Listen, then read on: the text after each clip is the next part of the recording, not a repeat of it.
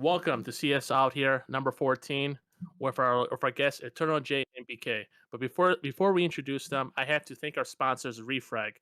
Use the services to train like a pro, pray like a pro, and actually be like a pro with the services with pre-firing and all that stuff that they give. Use the code NART to save 15%.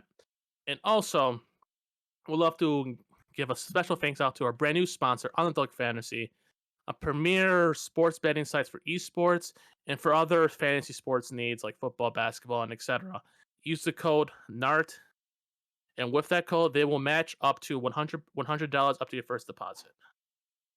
Now, before we begin, we are going to introduce our guest.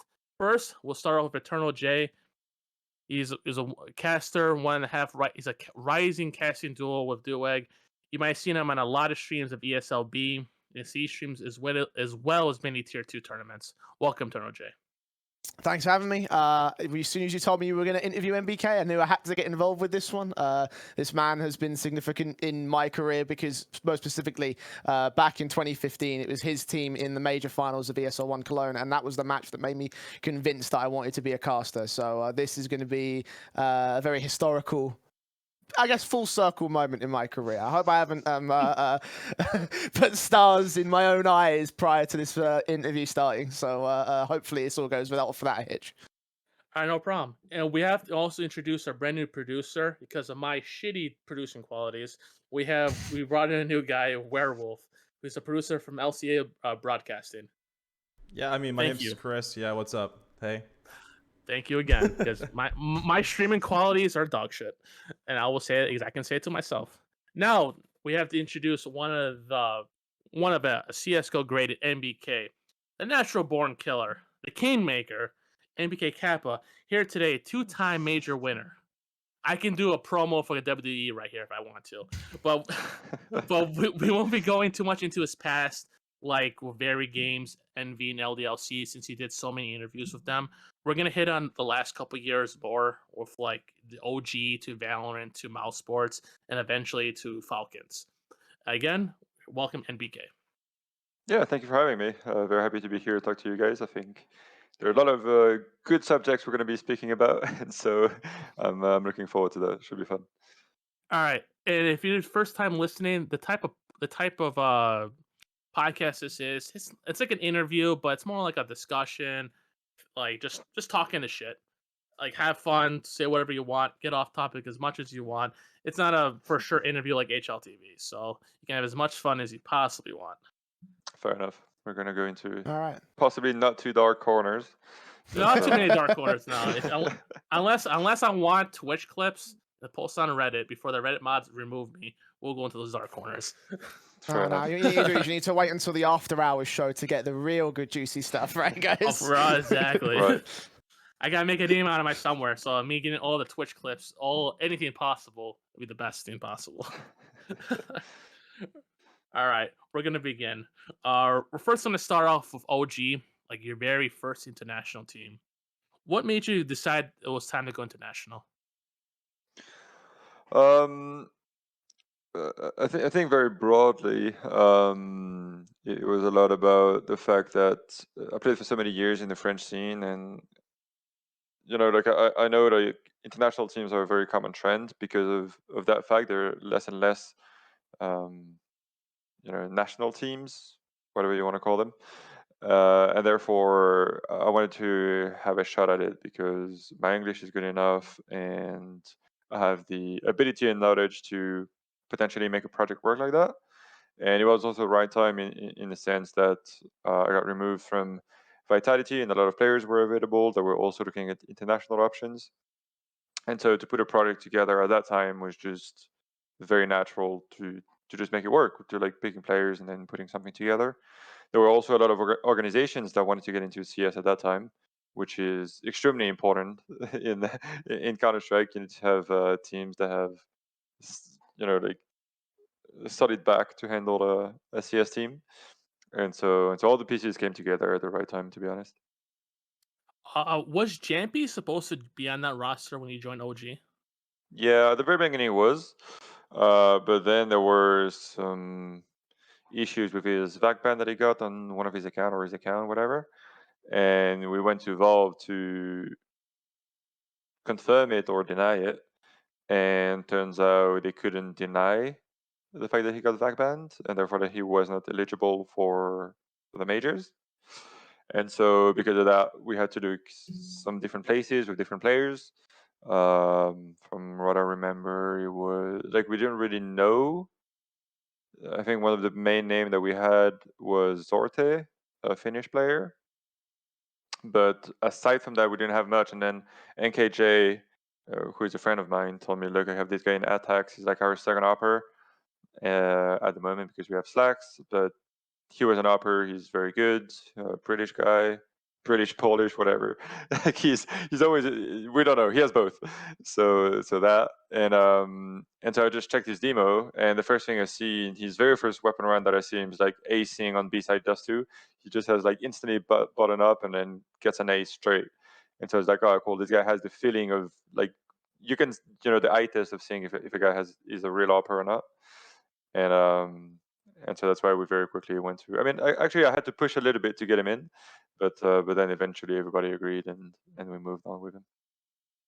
This next one's. All right, you have something to say, Eternal? Yeah, no, I just want to play fantasy for a second because it is quite interesting to hear about Yampy in his position. Obviously, now he's kind of been unbanned. He's been given an opportunity to come back if he wants to. And I just kind of wanted to wonder, assuming back then, had Yampy had a chance to play, like how far do you think that OG roster could have gone had you had him in the roster? I don't know if the difference would have been that massive. Because there are two players that were pretty much in the same stage, I feel like. So by that I mean two younger players with not that much experience, playing the same role, both being good with every weapon, and being all around great players. Maybe one of the big I don't know, but like one of the differences maybe would have been the use of Yampy in the roster, him being Finnish, and maybe talking more with Alexi for like what is expected from him and stuff like that. Maybe it would have made a difference, but I'm not even sure that it would have made a big difference, right? But I feel like there were two similar players at that stage. Just Mantu wasn't really on the radar of anybody, but I think skill-wise they were more or less on the same level, really. And I'm gonna be a little open-ended here. Like, how would you describe your time during OG? Like, in general, how would you describe it? Be open-ended as you want. Of course, yeah. No, I mean, I think OG as an org, first of all, has been as welcoming as possible. They were always supporting us, and they didn't necessarily have at the beginning the whole organizational type of stuff. That's they always provided everything we needed, but like in order to grow a bigger staff, for example, it was going to take some time, and they were building themselves at the same time that we joined in, because we were the first team that they took aside from Dota 2 from their main roster, like themselves basically. So that was a real difference for them to have to do that. And so I mean, yeah, like again, like the time with the org, everything was great. Good relationship with the guys. They were always super supportive and trying to really give us as much as we could. And then with the team, I think one of the main problem that we faced was just the COVID era. I think that we were a team that would talk much more and be much more cohesive if we were on LAN, like fixing a problem like in bootcamp or whatever. And we couldn't meet for like 8-9 months, and that was, I think that had a very, very big impact on our team. It's quite curious actually to hear about like it's just like this how COVID impact this CSGO scene, because like, I honestly think that had OG stayed in the form that it had and had the opportunity to go to events more frequently and boot camp in the traditional way, then things could have worked out a bit better for you. For OG in general though, obviously they were an organization that had massive reputability in Dota, and I wanted to ask if there were like lofty expectations on you guys, knowing that this is a name that probably was when it came in initially was expected to do relatively well. Yeah, I think, I mean, everybody wants that, right? Like you join OG, you want to live up to their standards that were 2 internationals in a row, which is something that is crazy. And that was kind of the standard that we wanted for ourselves as well, but they never put any pressure from their side onto us. So we were always very free of, evolving the way we wanted to.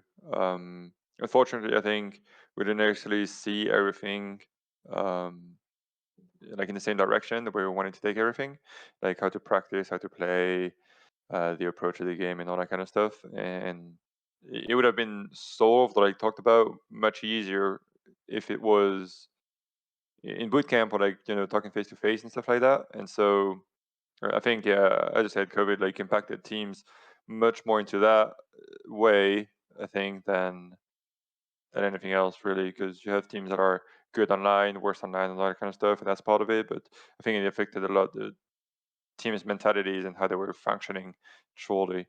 But it was the same thing for everybody, right? So can't really complain too much about it. It is what it is, and you do the best of it.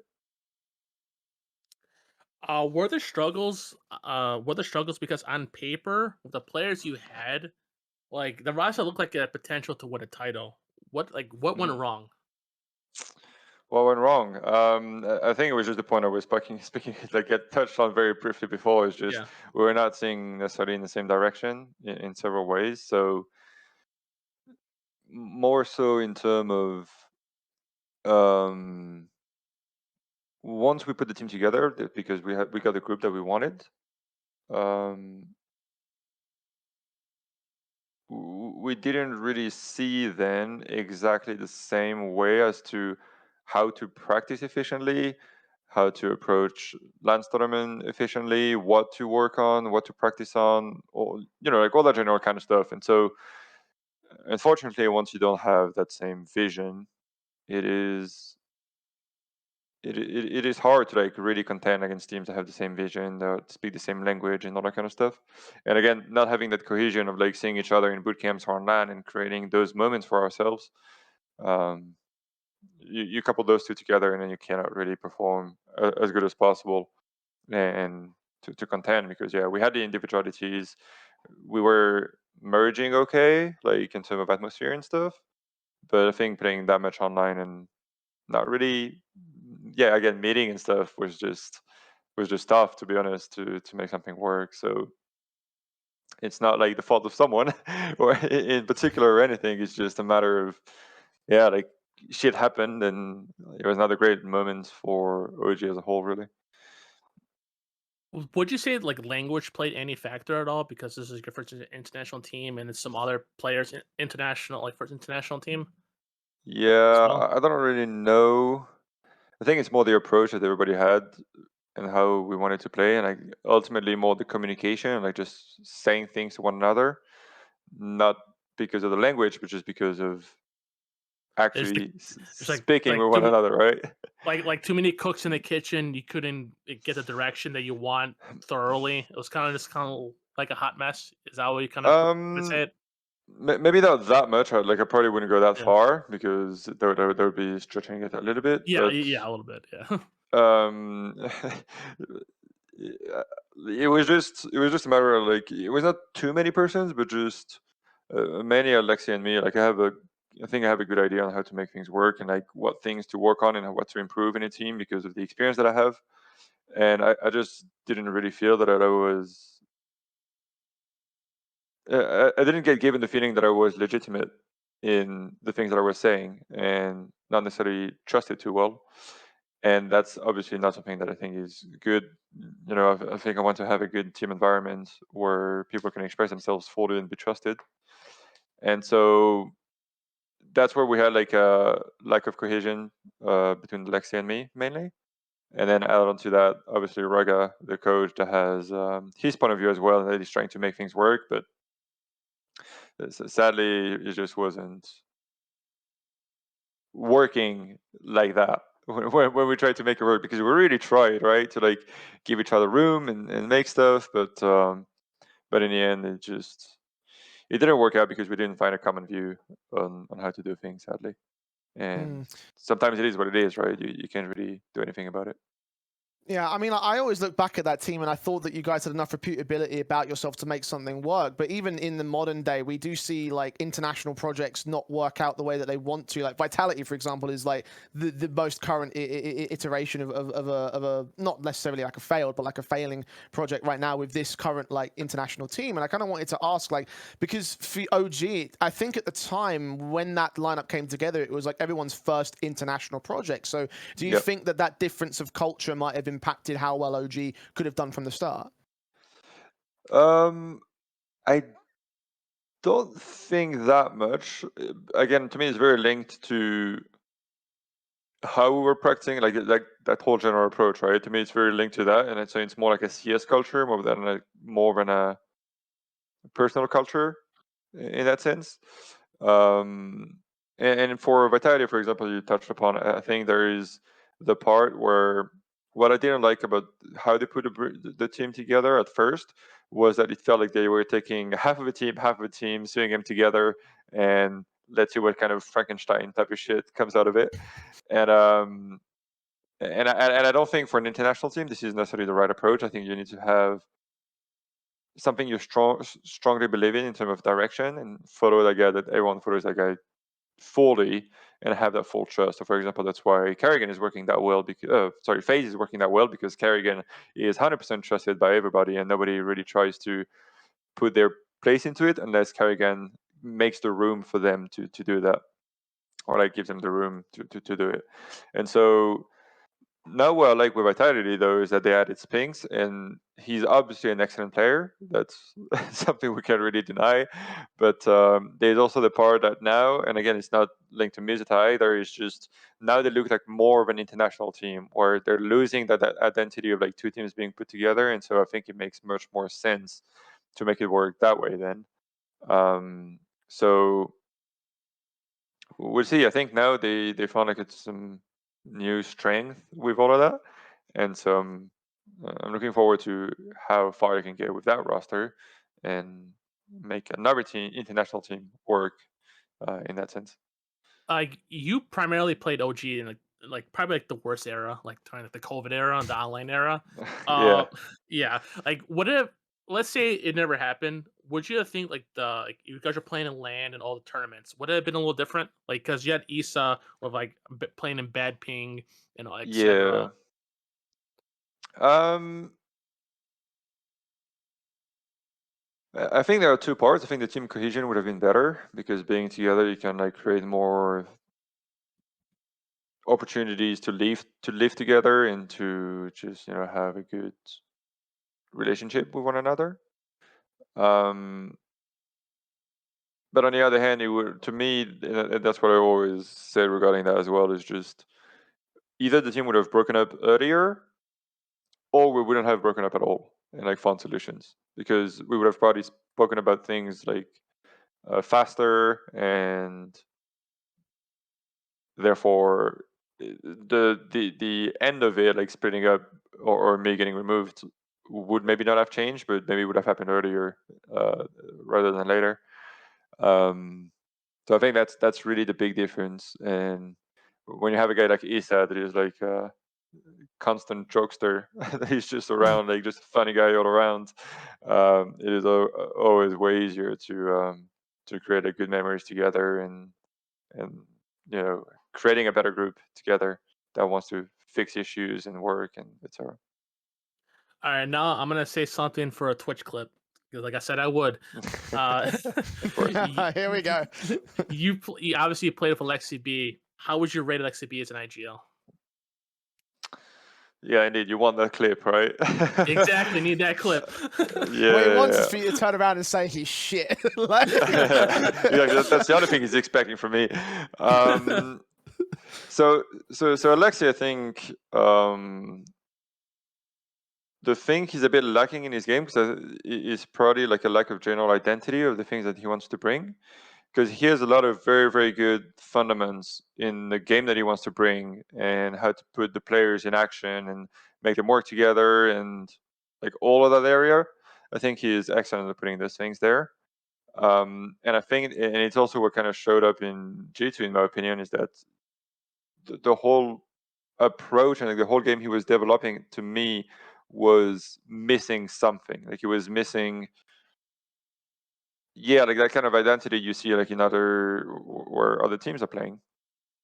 And yeah, to me, that's the main thing with Alexi. Really, that's this part, because outside of that, he has great ideas. He's very smart in the game. I think when he's taking his space, he's also a very good player, and he can really be putting all of that together. I think he has a very good mind for it. The main thing, yeah, to me is like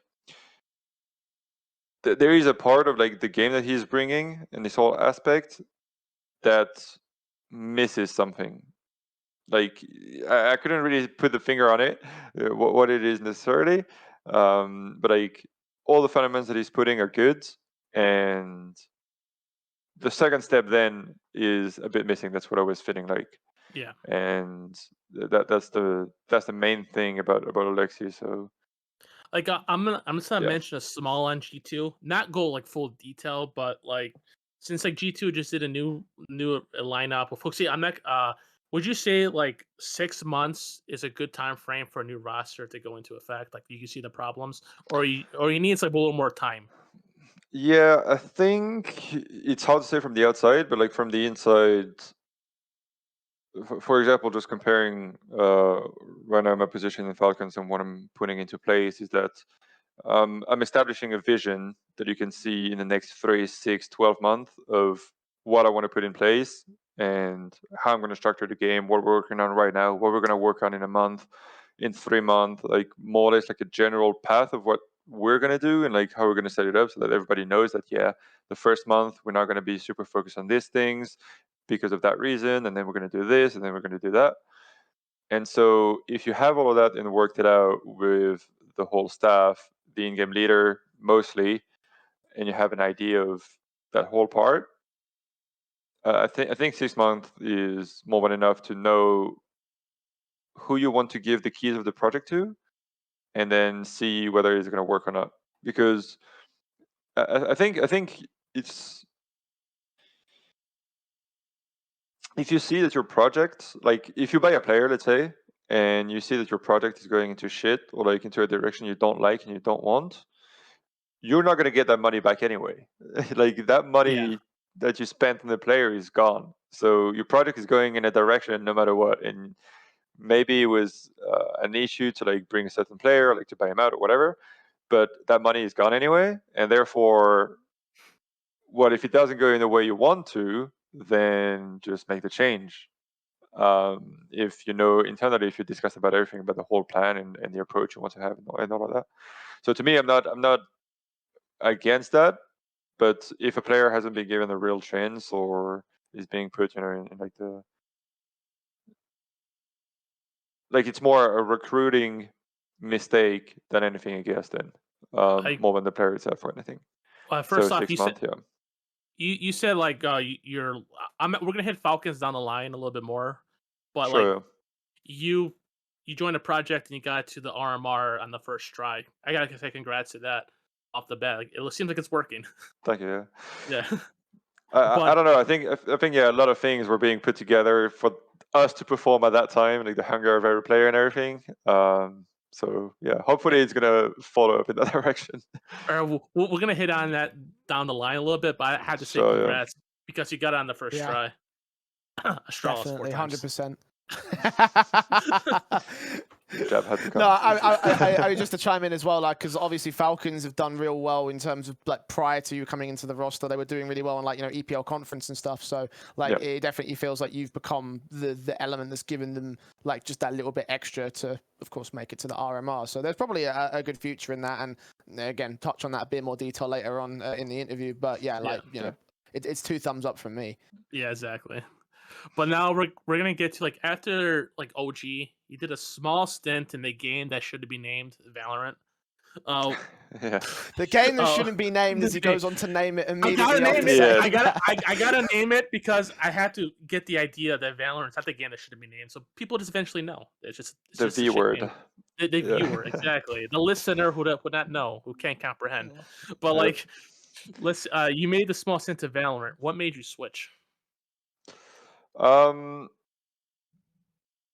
was a bit of a downtime after OG where like the last 6 months of OG, I was just not happy in the game. I was really not enjoying playing, and like I don't know, I was playing, but like it felt more like a job than anything. I didn't really enjoy what was happening, so I had time to reflect a bit upon it, and I just decided to follow my guts. Like, look, I want to enjoy what I'm doing on a daily basis. So why would I bother staying there if I don't enjoy it at all? And that was obviously a big part of the decision, just enjoying what you do on a daily basis. And so with Valorant, sorry, the V word,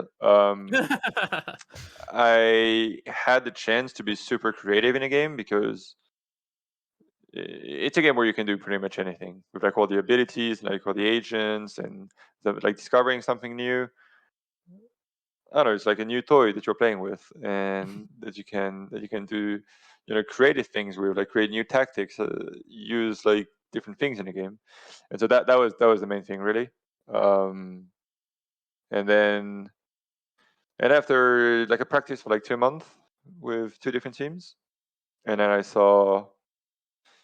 just watched the major, whichever it was, I don't remember, the one that Navi won, and I was like, you know what? Maybe I'll stay open to CSGO. Maybe I can enjoy it in another roster or anything like that. So I'd be open to both, not publicly, but I'll let my agent know that if there are things happening, I'm open to both. Why not? Did you get any offers after OG, or you just went straight to Valorant because it was pretty much quiet?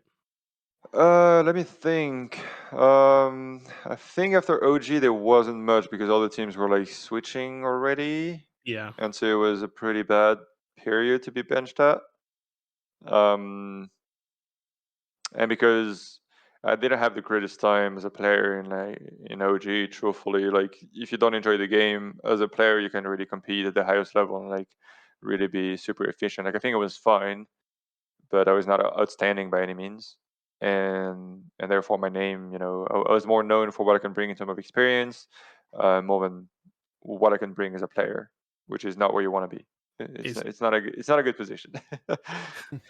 And how would you describe your time playing Valorant competitively compared to CS? I didn't play with like top teams or anything like that, so I didn't have like the whole picture of everything. But I really, again, I think the main thing to me, more than being super competitive, it was more about enjoying what I was doing, and I was, which was the main point. And so in that sense, it worked out. I think there's a lot that I could have brought in terms of game understanding and like bringing some fundamentals to any team, and all the general area that I think several teams are lacking in Valorant. That would have been the main thing, but nothing too specific as well because I played for like with two different rosters pretty randomly, so it didn't really mean too much. And is there anything from Valorant that you think CS can implement moving forward? Um, let me think. Let me think. I think they're two very drastic different games. People like to compare them because FPS is obviously. Um, However, I think they're very, not the same really. Like you have too many things that are different. I don't want spells in Counterstrike. I don't think that's happening. I don't want ultimates. I don't want anything like that. I mean, if there is one thing, is like the Valorant devs, for better or worse, are very active with the game. So they really want to make things happen, and constant updates, talking a lot with the community and the players and the pro players and the influencers and all that kind of stuff. So you can see there is a clear something happening together that you don't see in Counter Strike. That would maybe be the main The big thing thing. that I would like to bring. Yeah, because it's non-existent in Counter Strike, sadly. You mentioned just a moment ago that everyone likes to compare CS and Valorant, and in part they are different games, but at the same time, like the format of how you play them is similar, like 5v5, planting an explosive device, sort of the tactical FPS sort of thing. And back when it came out, like everyone was saying it's the CS killer, right? Valorant's going to destroy Counterstrike Yeah. and all that regular hoo-ha that we've had with every other FPS game that's come out in the last 10 years. But like, do you, from your perspective, did you think that any of that conversation had any legitimacy in it? Potentially, yeah. You never know. I mean, Riot and therefore Tencent is behind Valorant, so those guys can buy the world if they want to. So they can do pretty much whatever they want. If they put a tournament on a monthly basis where they offer $10 million for a prize pool, like everybody's gonna switch to Valorant. Like everyone wants to be a part of like the big dog competitions, right? Like if they put out an international every month, everybody's gonna switch. But yeah, it would be a big price for them to pay to get a big competitive scene.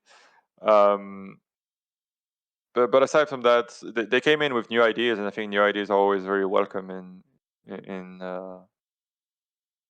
tactical FPS genre, and especially in with one that is Valorant was always going to be a game that is very successful for casual players because that's the expertise of Riot. They're excellent at it, and every game you can just play a game or two, and then you're going to play 10 in a row, and they got something addictive into that. There is some weird shit in their game, and to go on with that, like you know how it's focused to Valorant's focused to younger players. They also like they know how to market it as well. Like all the agents look like someone that's hot. Then all the weebs are gonna get into it. That's how the Riot way is. Yeah, 100%. They know the target audience. They know everything. I mean, they're excellent. Like when it comes down to marketing history in the game and all of that, they're second to none. Like they're the best. They're ridiculously good. And so if you guys are playing MMOs, like I'm just looking forward to the MMO that Riot is going to come. One, yeah. Whenever it comes out, because it's going to be the WoW killer, 100%.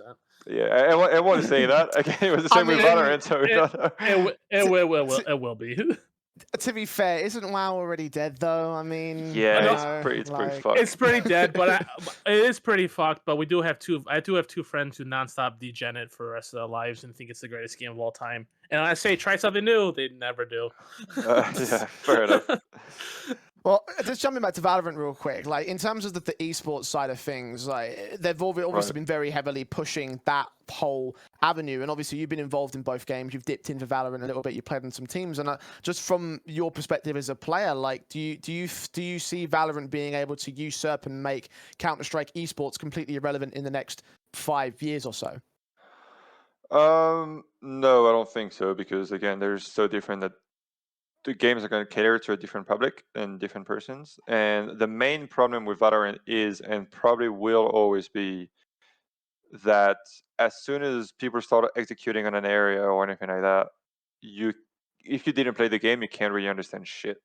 Like CS is a very plug and play. You just anybody can watch and like, okay, you have 5 terrorists, you see a crosser, if he shoots the guy and he lies down on the floor, then the guy is dead, and then you have to kill 4 more behind that. So it's very simple and straightforward. Anybody can watch Counter-Strike. For Valorant, it really gets chaotic real fast if you don't really play the game. And so I think that's going to be one of the main issues that we'll always have.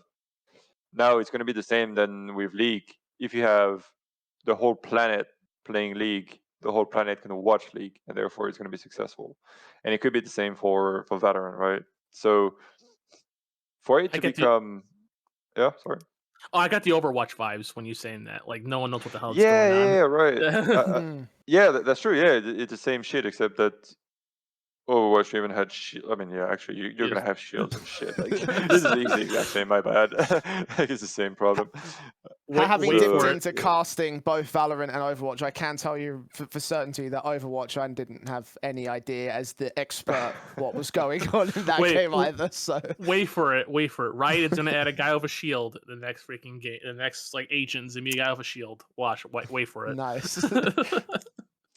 It's gonna happen anyway. Like it's bound to happen. It's bound whether to it's happen. tomorrow or not. Yeah, it's happening for sure. But I mean, yeah, but Valorant is gonna be good. I hope it's gonna push Counter-Strike, if anything, and Valve to do anything more. But I don't even know if that's gonna be the case or not. No idea. So when you left Valorant, you came back to Mouse. You already mentioned that like the major kind of made you want to itch your back way to CS, correct? Yep, that's right. And then when you're relearning the game, like how'd you like get back into the game? Were you watching a lot of Nart's videos to get like strat videos and smoke videos? I watch a lot of Nart's video now when I have a team, but not to get back into it. Um, it was fairly easy in the sense that I was still playing very actively, many hours a day, like another tactical FPS. So getting back into it was roughly Pretty the easy. same, except I didn't have to like shoot up to like get someone dashing or jumping 10 meters higher or something. Much more horizontal game, so that was fine. But yeah, not really that complicated. It's more about getting into the meta again and like understanding what's happening. But ultimately, sure, things changed, but it didn't change that much either. Like it's still the same game, the same maps. Like Ancient came in, which was different, obviously, but that's the, the biggest difference, if anything, really. I guess a small side tangent to that as well, actually, because like you mentioned how like getting back into it was easier. Obviously, they're both different games we've talked about before, but like when coming back into Counterstrike, how much did you rely on like your instincts and previous experience from your professional career in years prior? Well, I mean, I think a lot because it's just experience that you build up over time anyway. And like this shit doesn't live that easy. Like even if I didn't play for like I don't know 8 months of Counter-Strike, 10 months of Counter-Strike, it's still the same reflection that once you're back on a server, it's like riding a bike. It's like the same reflection. You're maybe not as sharp, and maybe you don't think about the game the same way, and don't understand everything the same way. But yeah, because I've been doing it for 10 years prior to that, I think I came in with a solid basis in terms of keeping it the way that it always was. It's not something that you lose very easily. Uh, and speaking of you coming back into the game, like when you came back to CS, Ancient came into the Yeah. map pool. What you think? What's your thoughts on that map? Because you do permaban it, right? At the moment, yeah, it's bound to change. Maybe, maybe not. I can't reveal too much of the strats that Exactly. are coming up with Falcons. You can't. You can't. So I'm gonna leave it up to Dow. Like what maps we're playing. We're still preparing. We're gonna be ready for the RMR. I didn't say yet what we're gonna play and all that kind of stuff. Maybe we're gonna play the 7 maps. Who knows? Ooh. It's all up in the air. But so yeah, Ancient. I love Ancient. I think it's a great map. A lot of people are reluctant to it, but or like were at the beginning maybe because of the scale of the map and how far apart the sites are for the T side especially and all that kind of stuff. However, I think it's a really a great map. You have a lot of things that you can do. I feel like the first version, not a lot of teams really figured out how to play it, and I had a really good theory and system that I wanted to put in place for that map specifically. Sadly, I didn't have time because then the made change. Like the map now is a bit different, so like it changes some of the approaches that you have. But yeah, I love the map. I think it's great.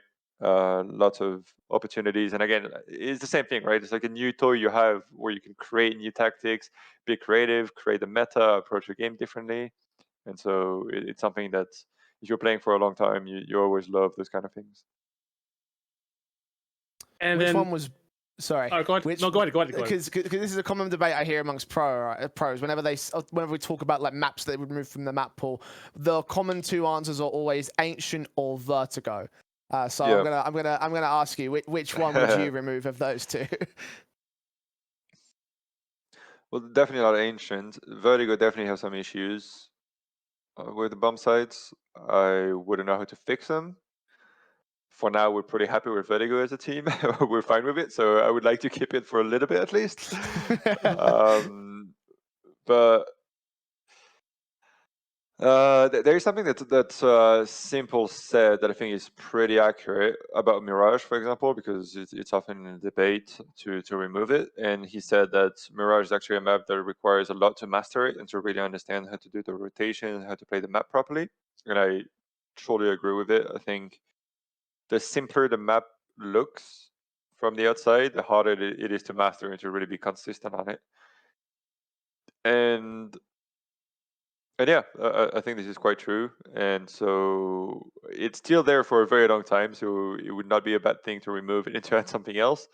But we also need those more puggy maps, right? Because if you only have maps like Nuke, then the game becomes boring as fuck. You need to have maps where you're gonna fight, where you have abilities to take duels and all that kind of stuff. And so yeah, I mean, I guess by default I would remove Vertigo. I guess if I had to So, choose. so you're going with like a puggier map style. You're bringing back Tuscan into the competitive map pool. I didn't play yet, but I've had good feedbacks, and sure, I'll take it any day of the week. Tuscan So is a if you bring, great map. so if you're bringing Tuscan, you're gonna remove Mirage.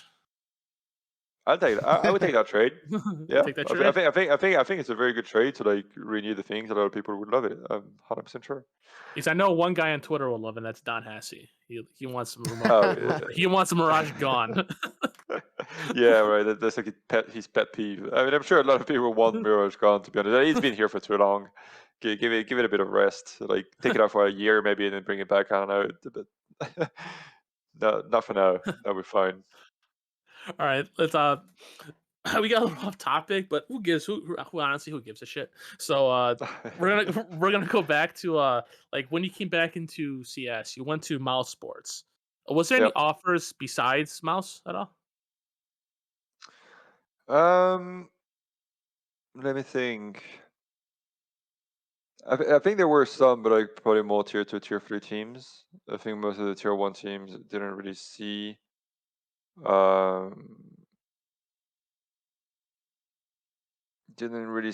like, I don't know, any potential anymore in me or anything like that. I guess like coming back from, I don't think that I'm going to Valorant, but Mouse did, which I'm very glad they did. If I didn't get the opportunity for Mouse, maybe I wouldn't get the opportunity for Falcons then, and all those things. So first of all, I'm very grateful that they gave me that opportunity, regardless of how it ended and whatever.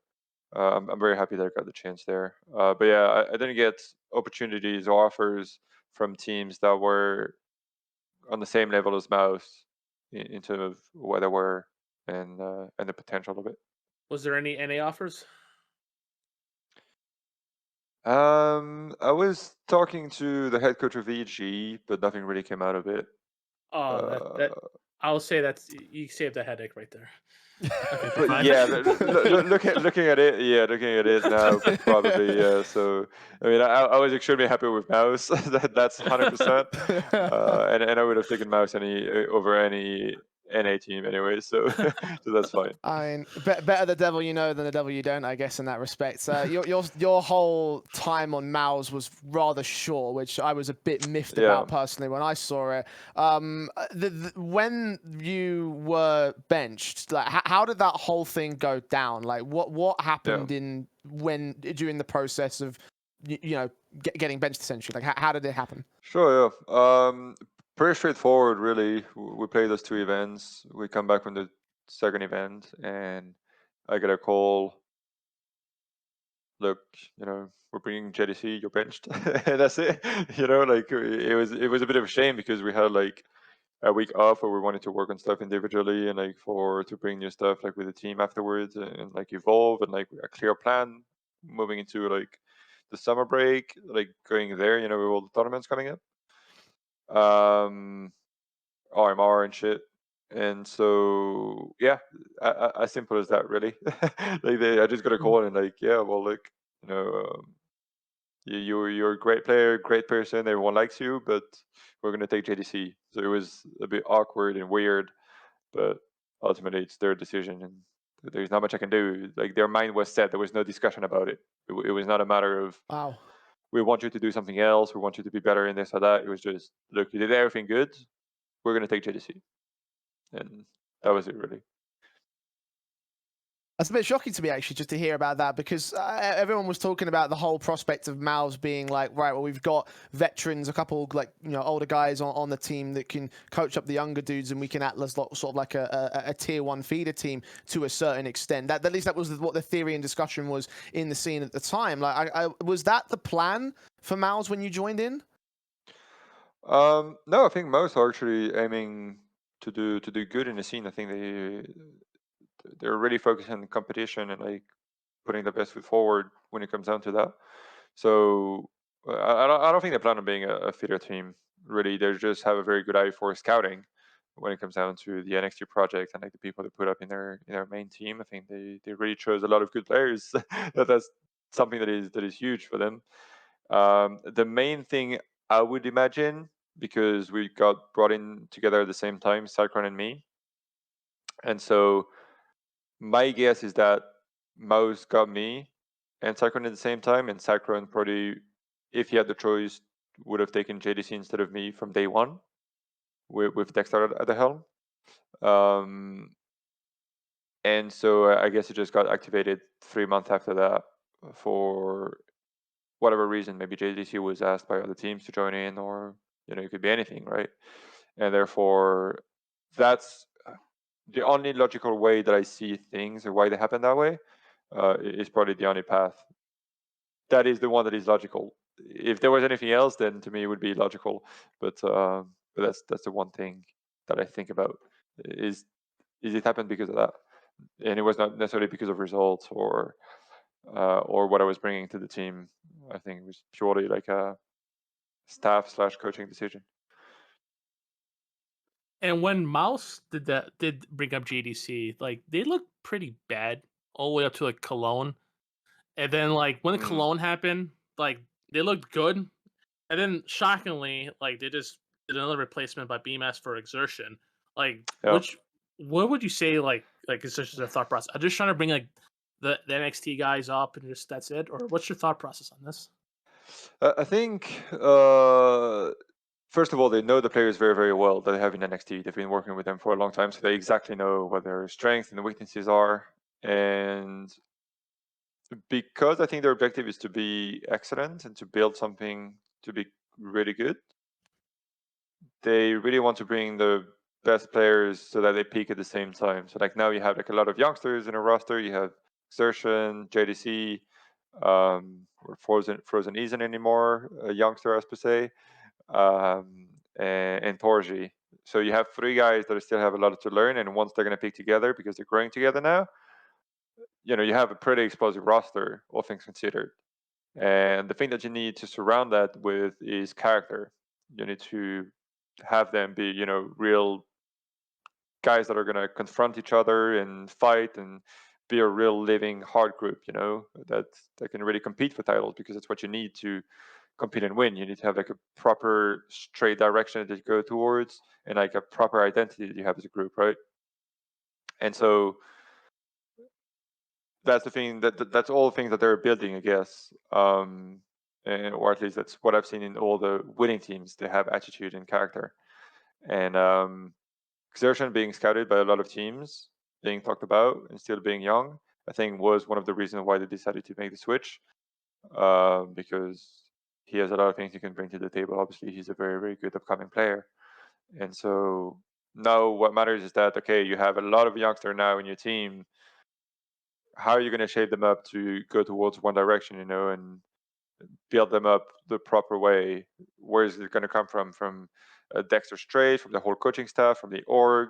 I don't know. Like, that's not something I can answer. But to me, that's the one thing they need to build up, right? And so I hope for the sake of the players that it's going to work.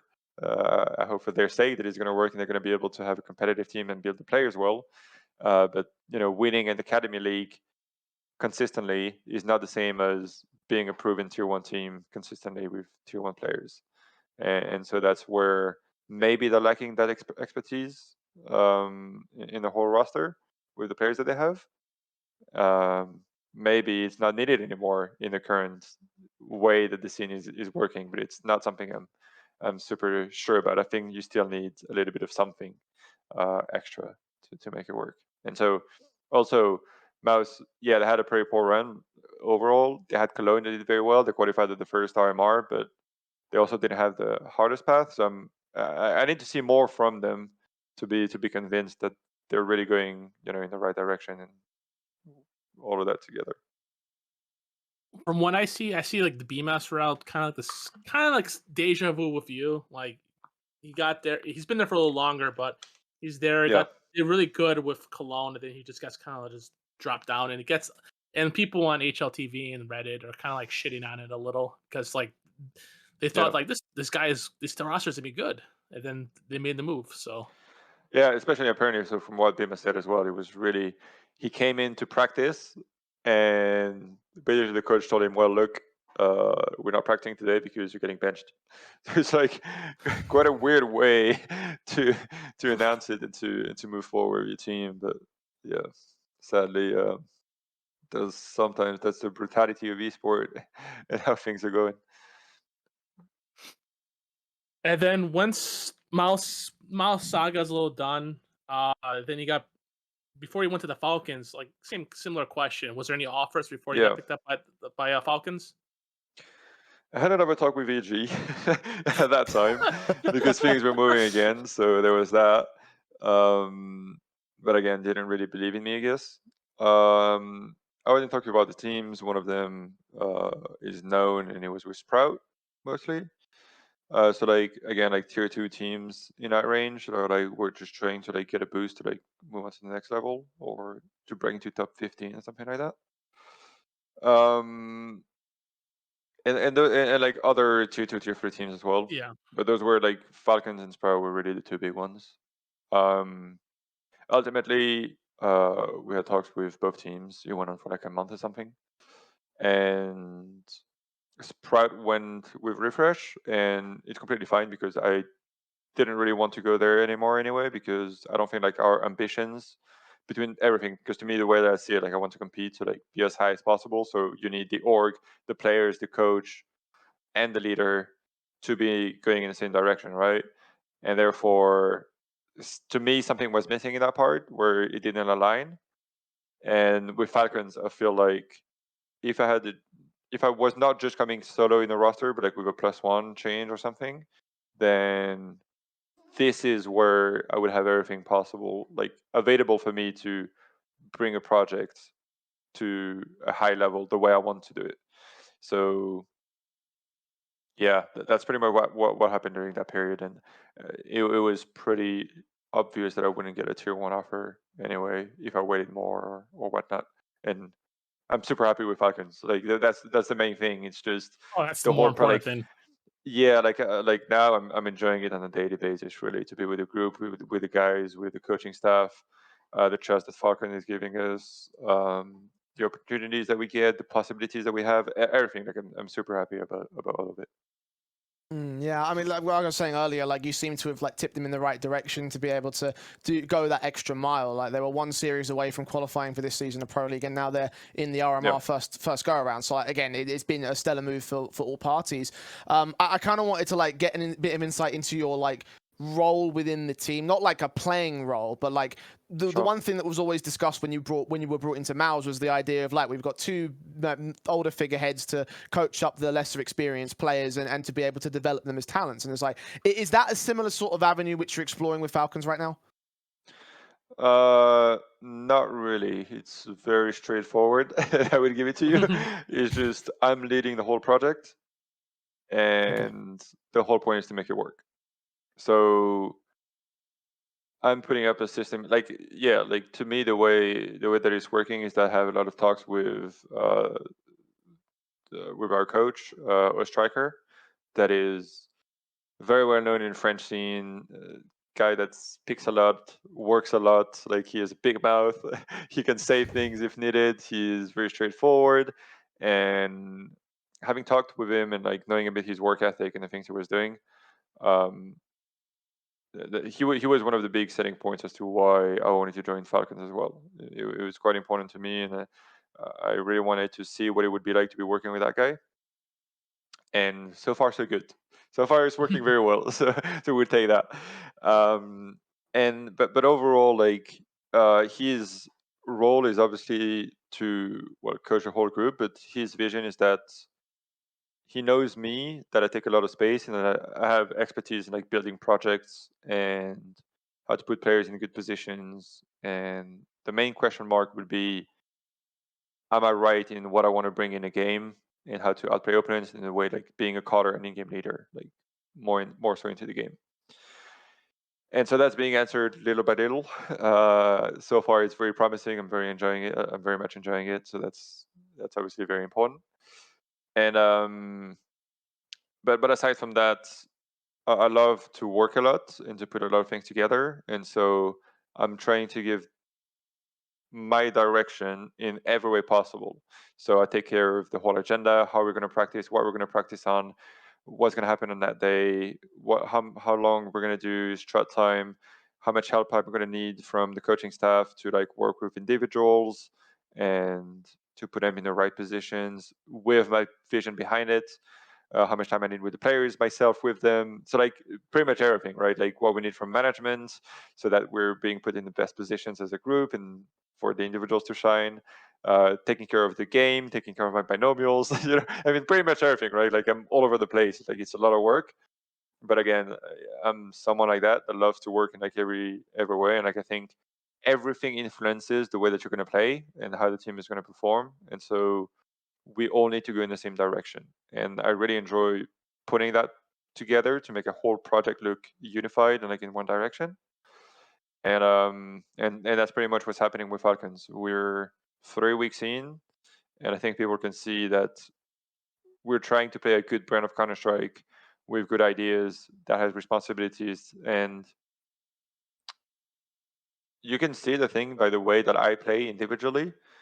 I'm taking a lot of space. I'm by far the biggest entry of the team. I go first. I make a lot of space for my mates and trying to be as successful with that. And now the second part is for them to understand everything that is needed from all of them so that they can perform individually as much. Like, I want to be the worst player of the roster.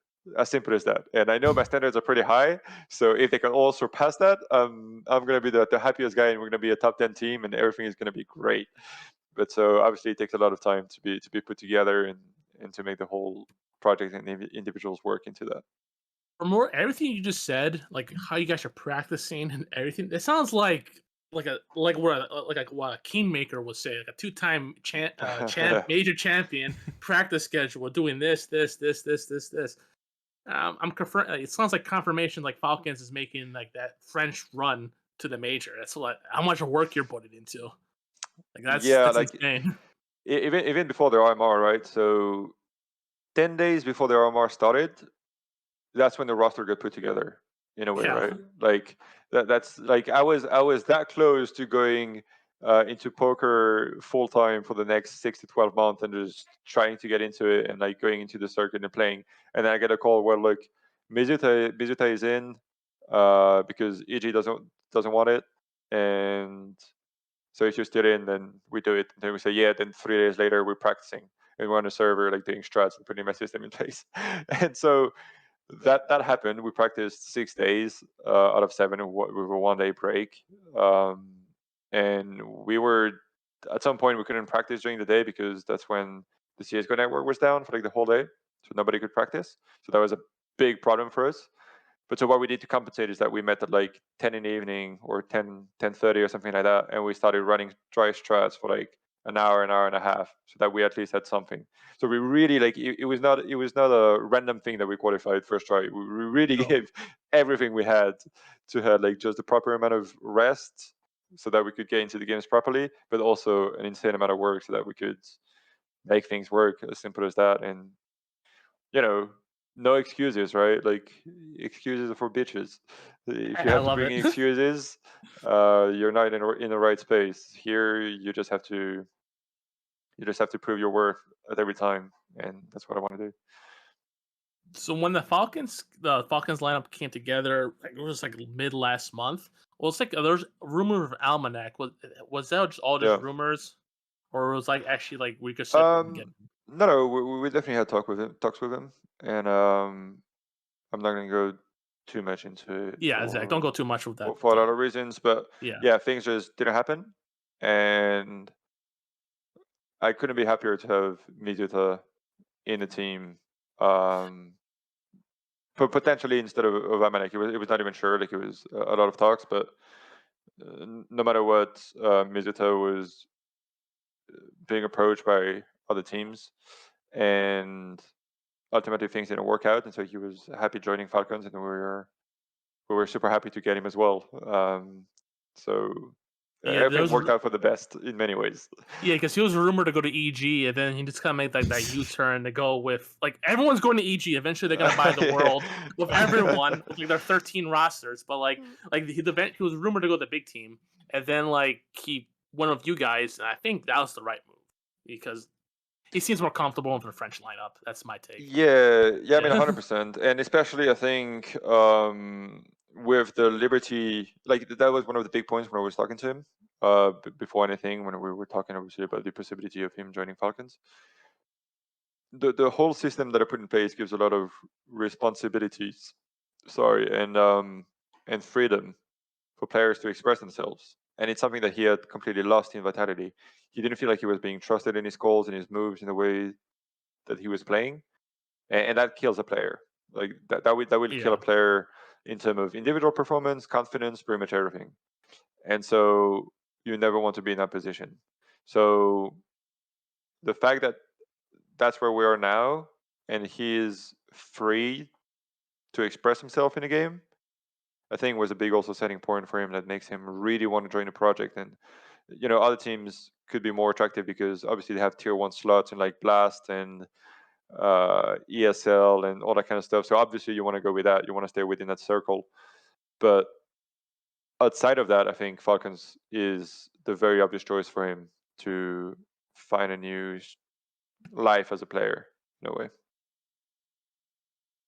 It sounds like you're getting like not that sounds like you're going with like that Kerrigan vibe, like creating a lot of freedom, getting ideas for players, not sacrificing Yeah. yourself just for the overall general of the team. Like you're doing it for the team's benefit. Let everyone else shine. The win's more important. That's how I get it, which I Yeah. love that like that mentality now. And it's good for other people to do it as well. But Yeah, like the hit and I think like in terms of like a competitive standpoint, I think that's when you're going to yeah, achieve exactly. greatness. I think that's when you're going to be really able to be at 95% of your level almost on a constant basis. Because if all the individuals love what they're doing, they're going to show up and do their best. And if I don't really restrict them and they understand that what I'm saying, like the system, if I restrict them from doing things, it's just because of the right, I'm going to say that in quotes, but like the right way of approaching Counterstrike. You're not going to rush and play with an up close combat against Tech Nines when they potentially can run you down, right? Like that's the right approach in those kind of things that you have to limit yourselves. But outside of that, I want them to really grow into themselves. They're all like thinking minds. Like they're not just robots that you have to control. They're really guys that can really take the space that you give them. And this is the biggest work, to be honest, because I can put anything in place. I can do any call that I want to. You need to have the individuals that back it up with comms, with plays, with the mind of Counter-Strike. Sometimes you're a support player, sometimes you're taking space and all that kind of stuff. And that's something that we're building. That's, to me, the number one priority of building that. Because once you have that, first of all, it's set. The players won't really change too much, and then you just have to adjust, and that's fairly easy. But then the world is a possibility. You can do whatever you want then, because if you have the players that are confident and comfortable with that, they're going to be great players no matter what. Like they're going to be good, and then you just have to go in the same direction, and those are the biggest ingredients that you need. So getting them into proper lions that are kind of on the server and like warriors that are going to slay people and not really think too much and not think twice is the number one priority for me to get in that. And yeah, we're on that path. I can tell you we're not there yet, but we're definitely on that path. And when it's going to happen, I mean, I don't know what's going to be the limit, but I'm sure we can be very, very high up. Well, in that sense, what are the goals short term for Falcons right now? Because you talk about a world of possibilities and how much potential these guys have. So let's just say 3 months from now to the end of the year, where do you hope Falcons will be? Yeah, so realistically, because of the state of Counter-Strike and where we are, because we don't have any slots in the big league, like it's very hard still to like get into all those tournaments. But the main point is to create ourselves opportunities. The RMR is a great one. The Challenger, I don't know how it's called, but the one tournament to qualify to EPL for next year, whatever it's called, Falcons already qualified, and so this is an amazing opportunity as well. And so creating ourselves opportunities to compete with the big dogs and get that experience and like make waves, that's the main thing that we're looking at. So the RMR is obviously the biggest one because, well, it's the major. It's the Yeah, fucking obviously. major. Like it is the one thing that everybody is looking at. So everything that we're doing up until then is to set ourselves up for the RMR. Like the tier 2, tier 3 tournaments online, we're gonna try to win them. Obviously, we're gonna play our game. We're gonna do everything we can. But ultimately, all of it is going to be preparation for their RMR and like the big opportunities that we get, right? And so that's the goal. And for example, we lost against LDLC 2 days ago. Doesn't look pretty. Like they have good players and stuff, but like on paper, and I'm saying that on paper, we should be better than them. But they were by far the better team that day. Like individually and the way they were playing together, they were great. And it's okay as long as you get experience from it. If you don't, that's when you lose for nothing, and then, well, fuck that. Like you're just losing time, you're losing confidence. Like it's boring as fuck. But losing against LDLC gave us at least some things that we can work on, a certain direction, and all that kind of stuff. And so that's what I mean. It doesn't matter like losing those tournaments yet because we know we're a young team. We still have a lot of things to build on, and we want to be great next year, for example. Like we're still finding our path. We just want to be like around top 20 by the end of the year, and like being very consistent into that, winning some tier 2 tournaments online, qualifying to the major, qualifying to EPL, those sort of things. Not necessarily being a big dog yet, but finding our identity and for everybody individually to get into it. I think that's the reality of things right now. Before we break into the RMR, I just have like talk about Falcons. Like you took the IG role. Like Falcons had some like really known players. Like you brought Masuda from Vitality. You had Maka there. You had Haji. But like the one player that no one really like knows that much is Python. Like was like Right. a very young player as well. Like what can you say on his development and like who he is and stuff like that, so people can know who he is? Of course, yeah. Well, first of all, he has fabulous hair, as a lot of people could have seen. I'll be the judge of that. Is he beating Twist? Is he beating Twist on that? I would love this head to different. head. Like it's different styles, right? So it is just he has his very perfect hair, like dark hair, like full emo style that he has developed 100%. And so that's his thing. Twist is like more elaborated, like the different shit that he does with his hair. So it's a different category. But yeah, overall, I think in his play style and the way he approaches the game, he reminds a lot of people are saying that, and I would tend to agree. Like he reminds. Wait, what is the right way to say it? Hold on, I need to find the proper English. But his play style and the way he approaches the game looks like the way I was maybe 10 years ago, like when I was also starting, and like the way he approaches the game. And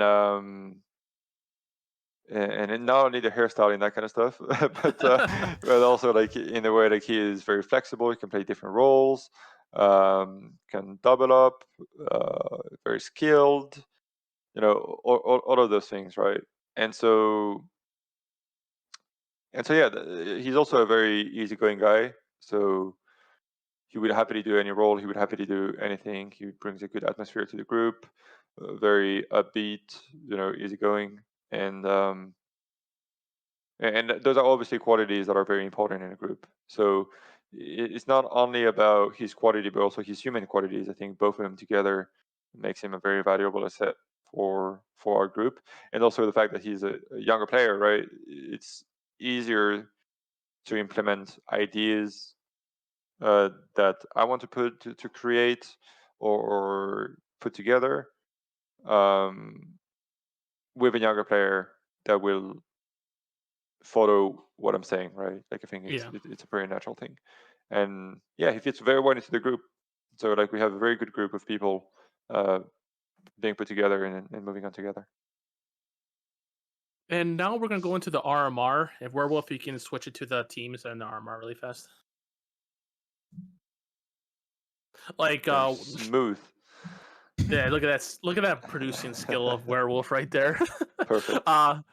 With that, like, we're just gonna like have a little like this fun. Like the first one is like RMRA. Every teams go on that. Like besides like the big like favorites Yeah. like FaZe and like Nip and G2 or whoever. Who do you see coming out in the top bracket? You can have fun. You can shit talk as much as you want. It's all about you. I mean, so yeah, I think that the obvious ones are going to be FaZe, NIP, Cloud9 FaZe, probably. G2, Cloud9. Wait, hold on. Let me remove NIP for now. Let me just think a little bit. But FaZe, G2, Cloud9, Fnatic, I think are pretty set. If Fnatic plays the way they're playing right now, they're Yeah. pretty set. I mean, Fnatic is displaying a very good level. Spirit and NIP. I think Spirit is going to make it. They've always been very good in qualifiers. Trapper has an excellent experience in all those qualifiers. Like he knows how to make things work, and they're very solid in their approach, and they're very consistent. So I don't see them losing too much either. So let's say those 5 are locked up. So we need 3 more, yeah. Yeah. Force can surprise people for sure with their playstyle. They're very aggressive, very packed. Like if you're not ready for them, they can really fuck with you It's in game CIS and too. mentally. Yeah, exactly. So they're going to be always annoying to play. Astralis is always a force to be reckoned with on LAN. I mean, they showed it at Blast. They just fucked up the RMR qualifiers every single time for some reason. But outside of that, they were like they topped their Blast group with some pretty strong teams. So they should make it, I guess. They should. The teams that are there are the ones that fuck with them during the RMR qualifiers as well. So who knows? Like it can really go anywhere. Yeah, I don't know. What are you guys thinking about the other teams? General J, what do you go? I'll go with you.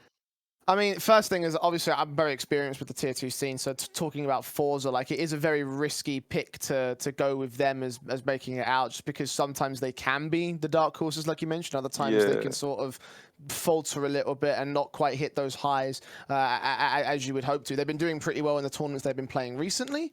My other big concern is probably with Astralis at the moment, because the Blast groups were great and all, but I'm not sure if that's just like a one-off, because you also have to consider the fact that obviously the online environment has has like definitely wavered my confidence in that particular team, given how many qualifiers it took to get them through. I think that the Pro League group might be more telling as to where Astralis will really rest, because that format is brutal. This one probably in the RMR probably is a bit more brutal, honestly. So those are the only 2 I take issue with. Fnatic. Definitely, I'm excited to see where they go, because right now they're giving Vitality a run for their money, and this new team finally looks like it's come together to form something. I do feel they'd probably be on the lower end of the teams, however, to make it through to the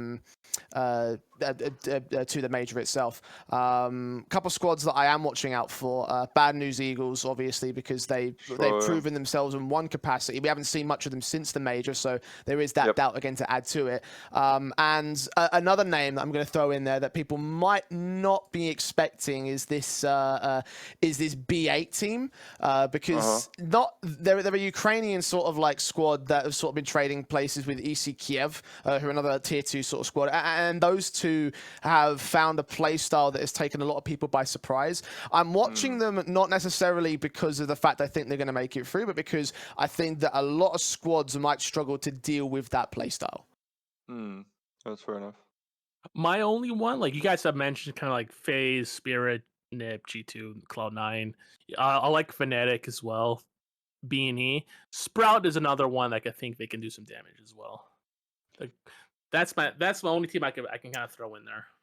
Right. Sprout's a bit of an oddball for me. Yeah. Just because like it's a Swiss system. It's always an oddball. One team can always do weird. Actually, my concern is that like this team has a lot of potential, but it's a case of unproven potential as a team. You know, like they've got some great players. The last lineup had the exact same thing. It's like I thought they would do pretty well. They didn't. So the jury's still out for me on Sprout.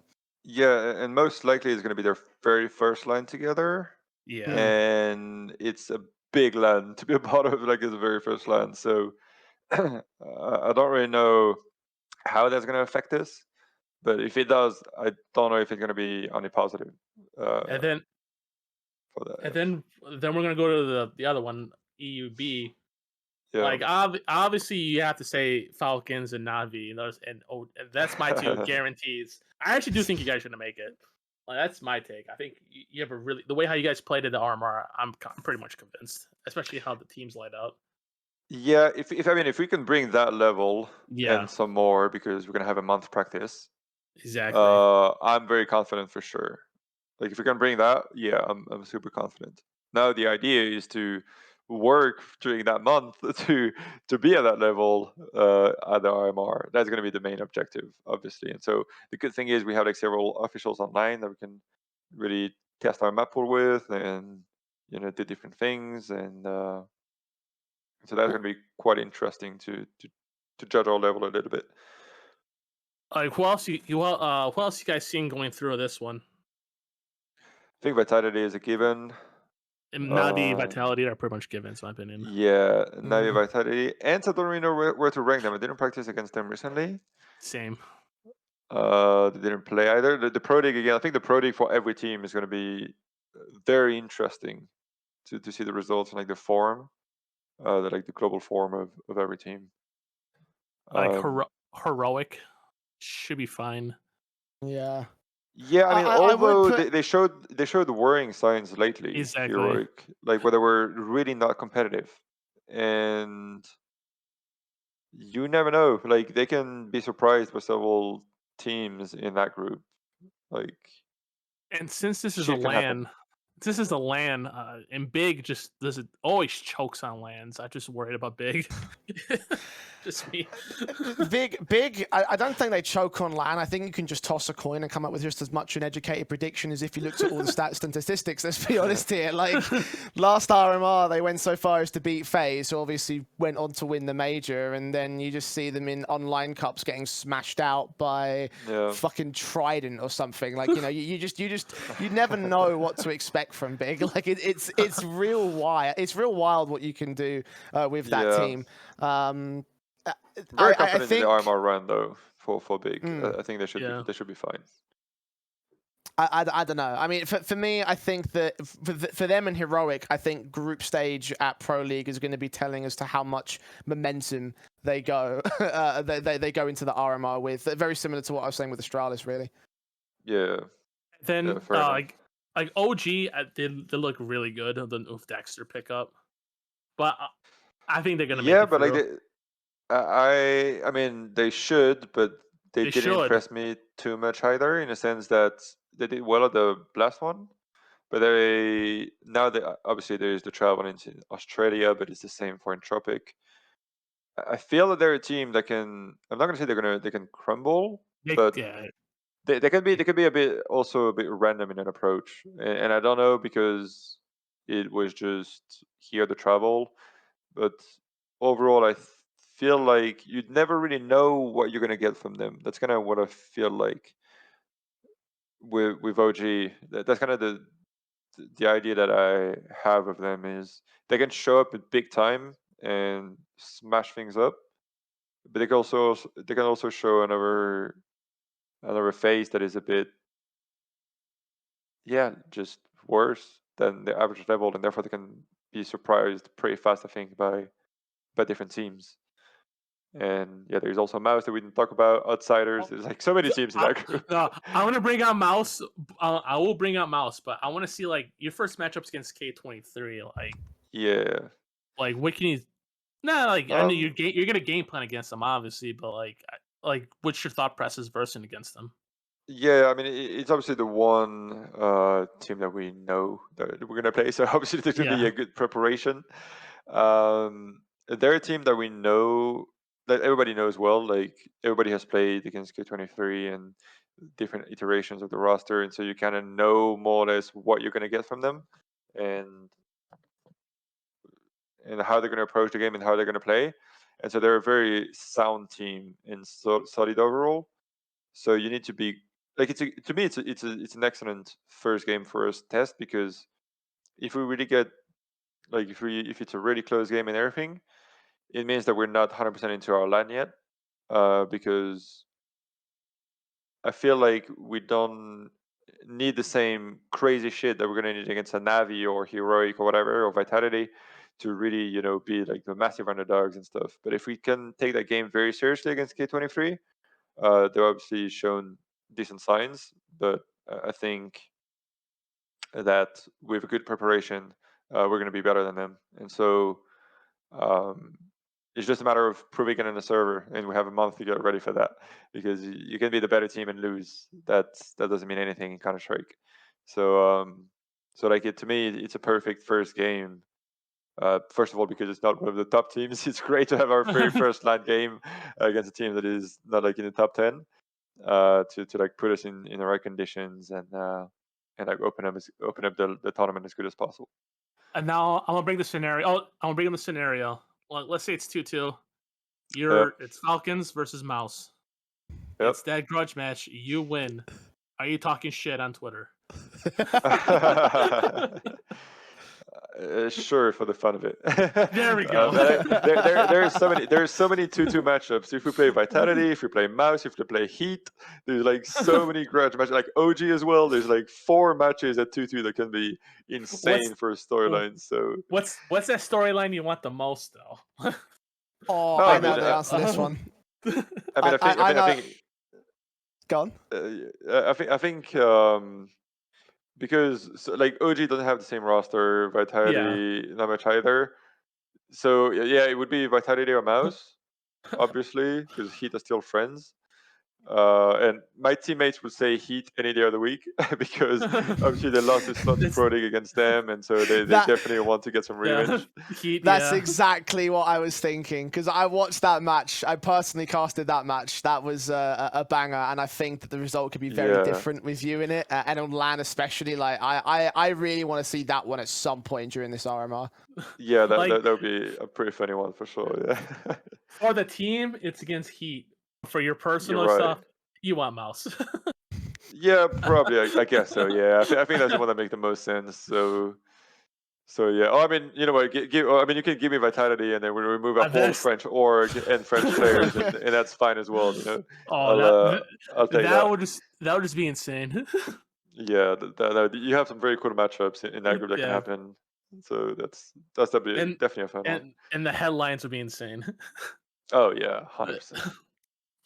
All right. Is there anything else you want to say, Eternal J, on this before we move on a little?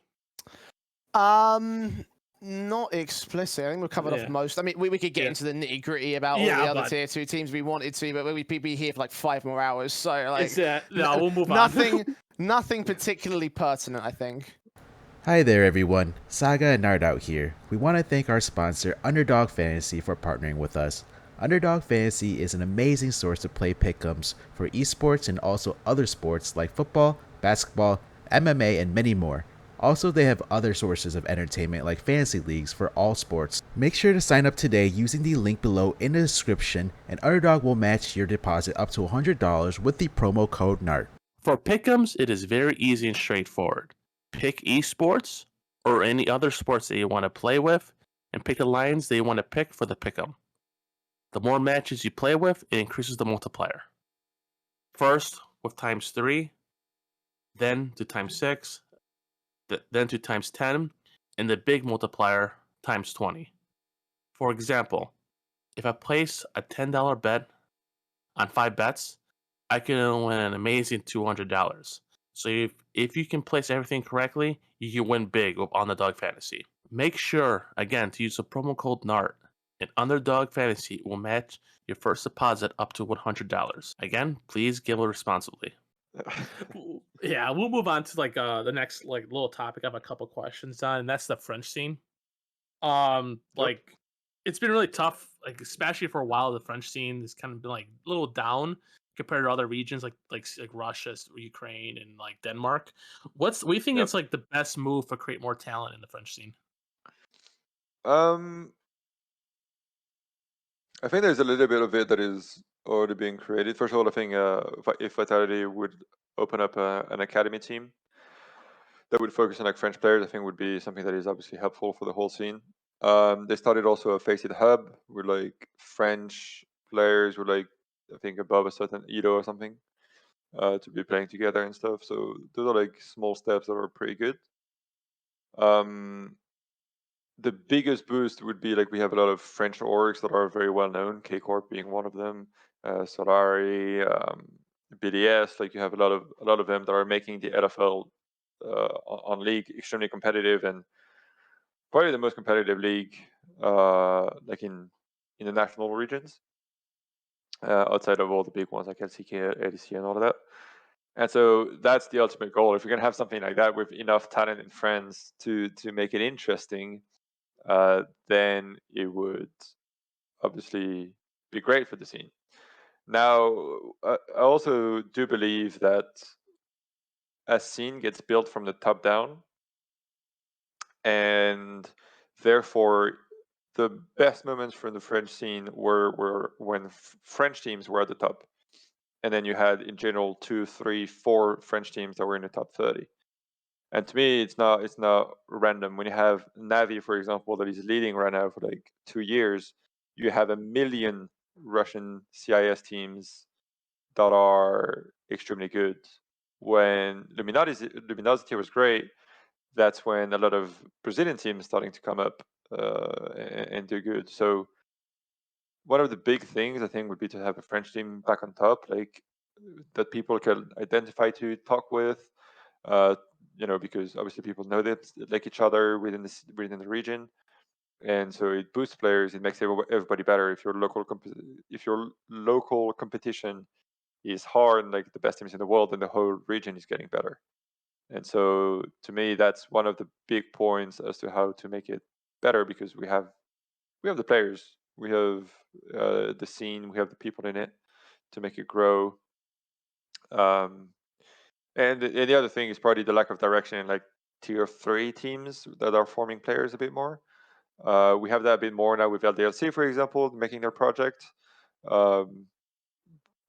Trying to really form new players as well while they're growing. And so all of that combined, I think there's something happening where the French scene is coming back in some way for sure. Obviously, with you and discussing like how the French scene can develop, I mean, you're part of this Falcons lineup, and you could argue it's kind of a development roster in some sort of capacity. But in terms of the scene, like, where do you see yourself fitting into the development of French CS? So you meant my impact into it? Yeah, like what do you think your role would be within the scene? Well, now, because I have a completely different approach in how I'm leading. And the way that I'm approaching, and I think the way my teammates are going to talk about me, like publicly and with other French persons, it's also obviously a big thing, right? If you have people within your own scene that are trash talking, for example, if you have players that are saying, "Yeah, this guy's shit," despite playing with him or anything like that, or if the person has only good things to say about a player or a leader, it makes things more positive for everyone. And so now bringing that, I think it can bring a lot of good things in a game. First of all, for ourselves to be competitive and very good. I do really believe that my system is a very good system they're putting in place. They can really get stuff going and like improve players, and I truly believe that. And if it's possible to motivate other teams and like play national leagues that like we do against other French teams, and being able to push each other, like LDLC pushed us by beating us. Well, hopefully the other way is going to happen too. If we beat them, they're going to learn from it, and we're all going to improve. That's the main thing, I guess. Like the biggest thing I can do for the French scene is to be as good as a captain as possible and to bring the team as high as possible, because it's going to make everybody else better, I feel like. Is there anyone who caught your eye, like any like potential up and comer new recruits in the French scene, or is everyone still? It's a bit hard to say. I didn't really know one of the guys from LDLC that we played against, Snowbling.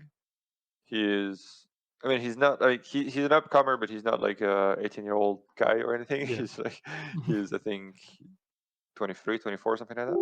But regardless, like he seems to be very solid in what he brings to the table, and therefore obviously interesting to keep an eye on for the sake of the scene overall. Then Gravity is obviously one of the big prospects that is leading LDLC right now, and he can definitely one of the new generation guy that can push the scene, right? So I guess those are the two names. But the problem is I also don't really know the scene that well, to be Yeah. honest. Like with all the players, because I never really focused too much on it. So it's a bit hard to say exactly what like who he would be that really stands out. And let's see, well, a couple more questions in the French scene. It's like you brought up the idea of like how the French system's like a pyramid, like while Navi, like the best team is bringing it down to like the CIS. Same with like Brazil and etc. Like, do you think it's like possible with the way how you're going that this type of system is the right way to make the French scene relevant, be like be a top 5 again? I think it always helps the whole scene if you have a team that is competing high. Now it's our responsibility to be competing high and to do good. And then what happens behind that is not something that I'm in control of. But I think it is one of the factors, at least, that can really help the scene develop and get better in that sense. It's not the only factor, but I think this is a truth that is the case no matter which scene or country we're talking about. FaZe being excellent as well is like pushing international teams that, you know, it works if you put the right things together, if you have the right players. And so I think it works like universally, really, to that when you have types of teams that are on top of the CS world, it helps the whole region of type of teams behind that. I'm quite sure about that. And I have one more topic like on this, and then we'll move on to some like more laid back questions for you. It's like Sure. what do you think about like Vitality? They just announced that they're like proud to announce we're going to launch a project partnering with Yeah. Faceit to develop CS with French speaking community. Like, what's your thoughts on this? Yeah, I think it's good for the scene overall. Truthfully, I mean, it cannot hurt. That's I think Exactly. It that's the can't main hurt. thing. Yeah, like it can't really hurt anybody to give those opportunities more and more from a recognized, very big organization worldwide and in France. So as long as it cannot hurt, it can only bring positives. And if it brings nothing, then it brings nothing. Whatever, nothing has been lost in that sense. So that's why it's obviously a very good thing. I'm happy that they did it. I'm looking forward how they're going to manage it, because at the end of the day, they're still a club that has other priorities, and I don't know how it's going to be managed. Right, like, are they truly going to make something out of it or not? That's the thing that nobody knows. So it's more like, yeah, the idea is cool, but let's see where it actually leads to, because nobody fucking knows Exactly. if it's gonna work or not, if people are gonna bite into it, if they're gonna love it or not. No idea. Eternal, you got anything else? Not about the. I mean, not to do with the French scene specifically. No. You can move on to the next topic. You can move on. I'll let you Yeah, start it well, off. I mean, yeah, if you want to start it off, then because I can bleed in something else. All right, okay. We're just gonna like I have one topic. It's just like we're not gonna cover ESL Pro League because like we'll do that in a future show. But I heard a lot of backlash in the community, seeing that it's like only gonna take 5 weeks. Like, but what's your thoughts on how long EPL is? Yeah, it is very long, that's for sure. It is quite good for the players to have the periods like that, because otherwise you could have like 3 tournaments within that period, and it's something that at the peak of Counterstrike tournaments it was way too much, and therefore you couldn't really do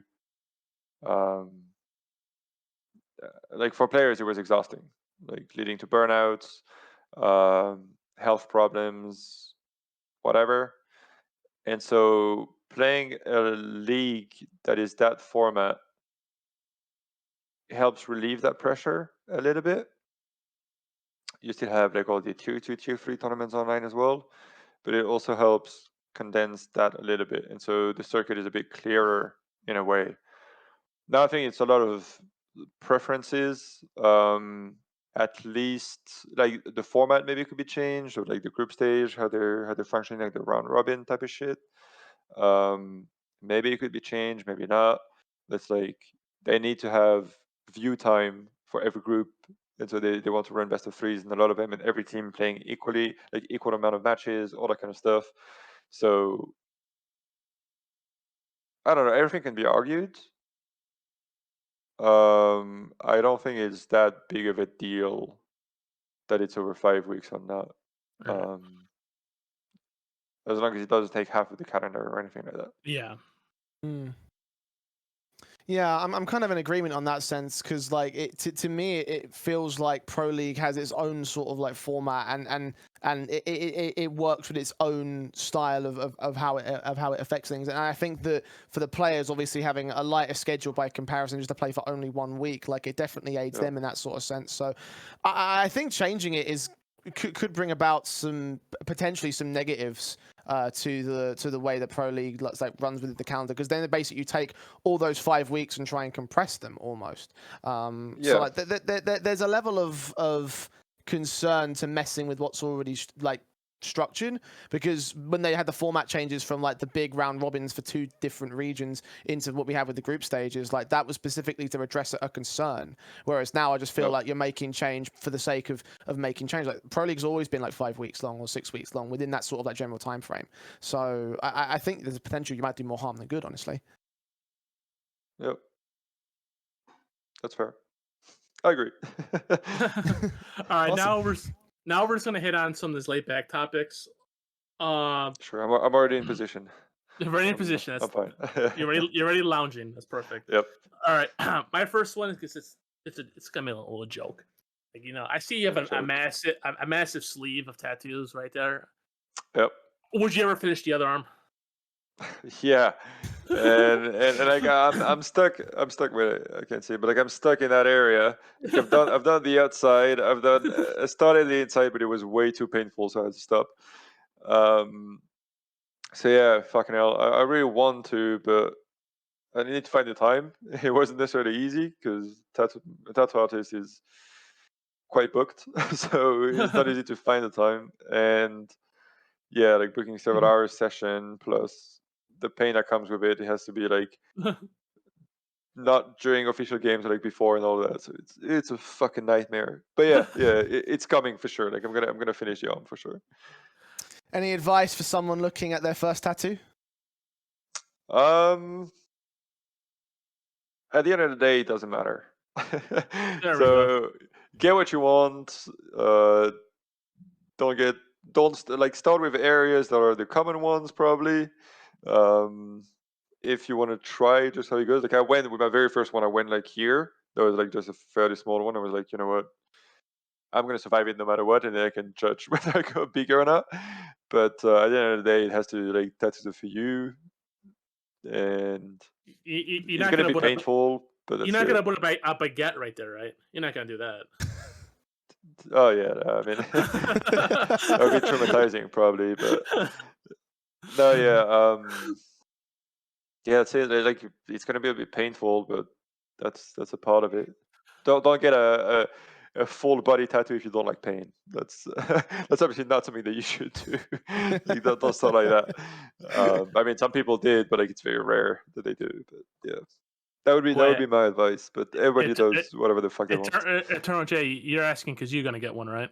Yes, actually. Exactly. Tomorrow I'm going. There's a convention in London, the London Tattoo Convention. So I'm gonna go look at artists tomorrow. It's not gonna be a Pokemon one, right? No. Tier 3 sub, like tier 3 sub right here. At least it's not a portrait of Pokemon saying that you love her. I'm not that much of a simp. Calm down. Whoa, you can't say simp on Twitter. I mean, on Twitch. Oh whatever the yeah, hell no we're on. crap. Sorry, shit- no. I apologize. If you get banned, then hit me up. Man, I'll compensate you. It's only Nart. My first one will be. Fair enough. All right. You posted on like my other questions. You posted you tweeted on Validate for an HLT confirmed. What's your Yeah. top 3 suites of all time? Oh wow. Fuck me. Well, look, I'm a suite expert, first of all, so not every suite is equal in the sense that you have categories in suites. not good. So it's very specific. Okay, I'm gonna put it like first, like some yogurts. Some yogurts are the shit if you call them like sweets. I don't know, but like you have some yogurts, so you just eat them and you're like, fuck yeah, this is what I needed. Greek yogurt. That's too healthy. I was gonna point to the flag right there. Yeah, sorry, but like it's great, but it's too healthy for that kind of shit. For that kind of shit. I can make it not healthy for you very fast if you want. Oh, yeah, that's fair. Yeah. I'm a Milka. I'm not gonna say the SIMP word, but I'm a Milka fan. If they want to sponsor me, I would take that any day of the week. So yeah, Milka has a lot of good stuff. I don't know, man. There are too many. Like you got me lost and confused. Like I have a whole drawer at home, and like every week I restock it with like boxes and boxes of like sugar. Where does chocolate fit on the hierarchy of sweets? Well, that's the thing. You need chocolate, but you cannot only have chocolate. You know what I mean? Like you have to have like biscuit chocolate with something, but like pure Wow. chocolate. Anything but our American shit that we have here. It's just Oh yeah, American chocolate's chocolate. awful. It sucks. They're like I tried some of the American stuff, and It sucks. It's way too sour. artificial. It's weird. Yeah. It's like consistency. Something. It's like It's like you disgusting. definitely have something unique in there. Like that's what I Yeah. can give you. It's very special. It's unique to the country. It labels us perfectly. We just copy and we fail at everything we do. I'm gonna defend. I'm gonna defend Hershey's here. I think they have some good chocolates. I don't know. No. Bad take. Oh, I'll take okay. it right there. All right. There must be some good. Look. Give me a list. I'll try them all, and and I will try to judge it. Yeah, that's our follow-up show sorted then. Cooking with NBK. Tasting every sweets possible. Sure, why not? I'm down for that. Anything that's related to food, I'm down for it. Oh, if I just give you a whole bakery of Greek sweets, I'll let you eat it and rate it all as much as you want. Oh, I'll happy to do that for sure. All right. So like your list is just you cannot confirm a top 3 right there, right? It's just too much. Man, yeah, like that's the thing. Like you got me lost because I start thinking about sweets and I think about like 100 different things, and it's like, how do you rank those? Like, it's impossible. All right. Just like couple other questions. Like, what was your favorite play in your CS history? And where does the flush a knife in Dust 2 rank? Damn. Flash and Knife is 100% top 3. Like the whole context of it is just like it's on Flush Eye. It's against Fnatic at prime of both our teams. It's like it's just too perfect. Damn, my own actions. I couldn't even remember half of them probably. Fuck. Yeah, like you got me. I need to like get someone to make like a whole frag movie or like my CSGO actions or something just so I can remember them or something. But Nart will do that. Don't worry. no, I mean, No, sure. Nart will. Nart's gonna do that right now. I would love it. Competition is my best. I saw like he posted. It was pretty funny. Like he just posted my overpass one way in bathroom or something. And it's basically the laziest smoke. You're just like in the middle of fucking nowhere. You don't look really at anything. It just has to bounce enough so that you can tuck in a corner. It's like, yeah, such a special smoke. I'm like, yep, that's me. That's my smoke. That's Nart. Any smoke, any utility that you find, he will steal it and post it on nades out here. Look, I'm watching all the videos. I'm not complaining. he's doing No, he's I doing won't God's work complain. for me. He is doing God's work. I don't know if Naughty is aware of how many pros and players are Oh, he watching is. He is. all his utility, all the positional videos, all that kind of stuff. Like, I, I would bet my balls that like 80% of the pros are watching him. Oh yeah. When we're in a Discord car afterwards, he's like, "Dude, look at all these guys who just following my shit." I'm like, "Yep." Yep. All right. It's crazy. A couple more. It's like to like the new listeners, the new CS:GO pros who played Cash and they know the NBK position. How was that position named after you? If you can tell them, give them some glorious history. Yeah, I actually don't know. Like, I could like craft some bullshit where I got like a one on Go five ahead. from that position, and There you go. like it was a very hot day, and like we were playing a LAN tournament, 50,000 persons in the crowd, 5 millions watching online, and I just got a 1-on-5 with a USP against 5 AKs full Kevlar. It was mental. That's the story. It's confirmed. That's probably my number one action, right?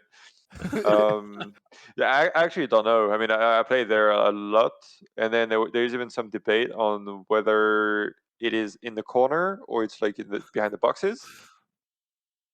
I don't fucking know. I just played there all the time because Happy was baiting me the other side of the bomb side every single time, and so yeah, I had to play that position, and that's probably why I played there that much. That it became my name. And what's pretty funny is that in Valorant, you have like few corners on some maps that are named NBK as well because people were coming from Counterstrike, and so they were like just taking easy things to say for like some corners. And when I heard about it first, I was like, "The fuck!" You just arrived. Like, what's happening here? The Kingmaker is a virus. All call outs will go every map possible. Yeah, apparently it helps for a legacy, right? So I'll take that. That's all that matters. Yep. Start comparing and contrasting which CS pros have made it over to Valorant by virtue of just stealing calls. Like, where's Olaf over on Ascent or what have you? 100% it must be some for sure.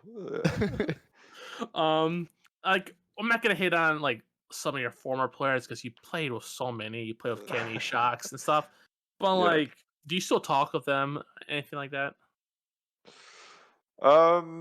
Weirdly enough, I do speak with the guys that I played least with. Because we have probably so much history in the French scene, and also I'm not the same person I was back in the days, and well, nobody is really. But the way that I was, not hardly focused on competition, very hard focused on competition, not hardly. Maybe there was a hard teammate to be with. It was probably for the better of the competition Yeah. and the teams, but like not a good teammate, right? Like, or someone you want to enjoy being with. So like we're all friendly still, so that's okay. There's no like massive hatred or anything. But the guys that I speak randomly like on Instagram or Twitter or stuff like that, like the guys from Mouse, had a really good time with them. All the guys from Heat, I think they were happy that we qualified, and we were happy that they qualified as well. Like it goes both ways. I think we're very happy for each other because we're also on the same stage as teams, and like yeah, we like each other and shit. So it helps. From what you just said right there, I got some MJ vibes before the Last Dance. Like they didn't like. I was so hard on him. I was playing my game. I'm competitive. I don't care if they like me or not. I'm MJ right now. That's what I got from you right there. Some MJ comparisons. I mean, I'll take it. You know There we what? go. I'm I'll propping you gladly up take now. it. I'm Yeah, propping I mean, you up. You take it. Okay, sure. Yeah, thank you. I'm carrying that on for the game tomorrow. There we go, man. MJ confirmed. Yeah, I mean, in that sense, yeah. To me, everything that mattered was competition and being as good as possible and like fucking people up no matter what. And if I saw my teammates lacking in every department, like I was like in any department, I was a big pain in the ass. And that's why also rosters didn't last for too long because clashes and problems were starting to become real every time. And I was maybe a part of that. But this is also maybe a part of why we've been that successful in many rosters and for such a long time with that. So I'll take both sides of the coins. Sadly, yeah. I'm saying everything matters at that moment. Like you want to push to be the best. Like Yeah, and that like, mentality is the best. exactly. Like that's what I was, and now I am as well. But like I take many more things into factor to make it happen, and that's the main difference. Now I'm a leader that is trusted by my 4 teammates, my coach, the whole staff, by the organization, and I'm aware that I really need to be a different person to bring that to life and to actually win in a project that is meaningful. And so that's the difference really between what it was before and what it is now, to be a bit less laid back and maybe more serious. But yeah, like all the Mouse guys, I'm like had a very, very good time. I'm still very friendly with them, and we speak. Heat guys mostly, OG guys, some of them like Valde, for example, Isa, you know, you know, that's more than enough persons to be talking with. No need to talk to 1 million persons. That's fine. Eternal J, you got anything? I have a couple more questions, but I'll let you go off first. No, I've got nothing at the moment. I'm sure I'll think of something. You know, I'm a very like improv kind of guy. So as the material comes, it will turn in my brain. So I got something right here. Well, it's like, we brought up WoW earlier today. Like, you still play WoW, right? Are you excited about the Wrath Classic servers? So I'm not playing anymore. I'm playing every extension. There we go. That's how my mentality is. That's my bad. Yeah, I mean, you kind of have to. It's fucking WoW. Like, it sucks you in for like a month, and you're like, all right, fuck this shit. Content is done. That's Blizzard for you. Yeah, but no, Wrath probably not. I'm probably not gonna dabble into it. Yeah, first there's that to focus on. It's pretty important. There's like so much work to be done in and out of the game. But I mean, I might touch on it a little bit, to be honest. I don't know, like a little bit of it. Why not? Like, are you guys gonna play or me? Lost Ark is better. Lost Ark is yeah, I used to play it. Then it sucked my Amex card away. Painful. I never got into. I could never get into World of Warcraft for some reason. But when I picked up Lost Ark like 3 days after it came out to the general public, and I just not put it down at all. Are you still playing it now? Like, do you not stop? I'm still playing it now. Like, I was playing it before we got on air, actually. So before we got up. So I was playing my daily tasks and everything. So. See, I was playing it. I'm like, yeah, shit. I'm pushing the gear score, and then it's like 1%. I'm like, okay, fuck it. Credit card, swipe. And I'm like, fails. Swipe. Again. I've not spent a single penny on the game yet, actually. I'm still. I have, and I regret every decision of it. It sucks, yeah. So yeah, that's the thing with Lost Ark. Like, I reached, I don't remember, like 800 eye level or something like that. Yeah. But that is the same shit over and over again. Like, you're not changing gear, you're not changing anything. It's like so repetitive. Like that's the main thing. That, like, I mean, okay, WoW is pretty much the same as well. But like, you have progress. You can always go like heroic and like mythic and shit. But yeah, Lost Ark to me was like too grindy. Like, I don't know what you feel about it, but like regarding this, but to me that was the main thing that I had with it. It's fun. It's just grindy. That's just me. It's a fun game though. Yeah, I see where you get that from. I agree. Yeah. I see where you get that from. It doesn't help the fact that you can only like do like 2 dungeon raids per day, and like, you have to wait for it to reset. And it's like, oh well, now I guess my progress has just been capped for the evening. I'll just go log off and go back on tomorrow, which is fine for me because I always just play for a bit and then go do work and then then it makes get off broadcast for the evening and then just come back the next day. It's more like gacha vibes where you just play a little bit, do your daily shit, and then you're gonna progress eventually. So yeah, Is there any other games you play besides CS and like shooters, like any MOBAs? A ton of them. Every game. I'm a hardcore gamer by heart. So I play everything. I played every competitive game. I had a part in League again, like recently. When I got benched, I really enjoyed playing League again, grinding the fuck out of it. I love Apex. To me, the best battle royale, next to H1Z1. Obviously tried Fortnite and all of that, but I think Apex is superior. I think it is too. It's better than Warzone. Yeah. Well, yeah, like I play driving games like Forza Horizon. I play right now. I'm playing a lot of Binding of Isaac. Really pushing for the achievements. I don't know, every kind of game. Soto games I love. Just a DJing gamer at heart. I love it. Yeah, just some people just play Counterstrike. I play fucking everything. Like I used to And I play know it's up. I used to play a shit ton of League, so I was like I grind the shit out of it as well. So Yeah.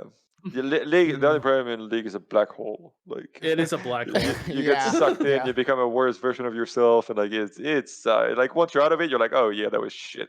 Like Like, my friends Nard can contest as well how much mice, keyboards, headsets that I broke playing that game. yeah, I know.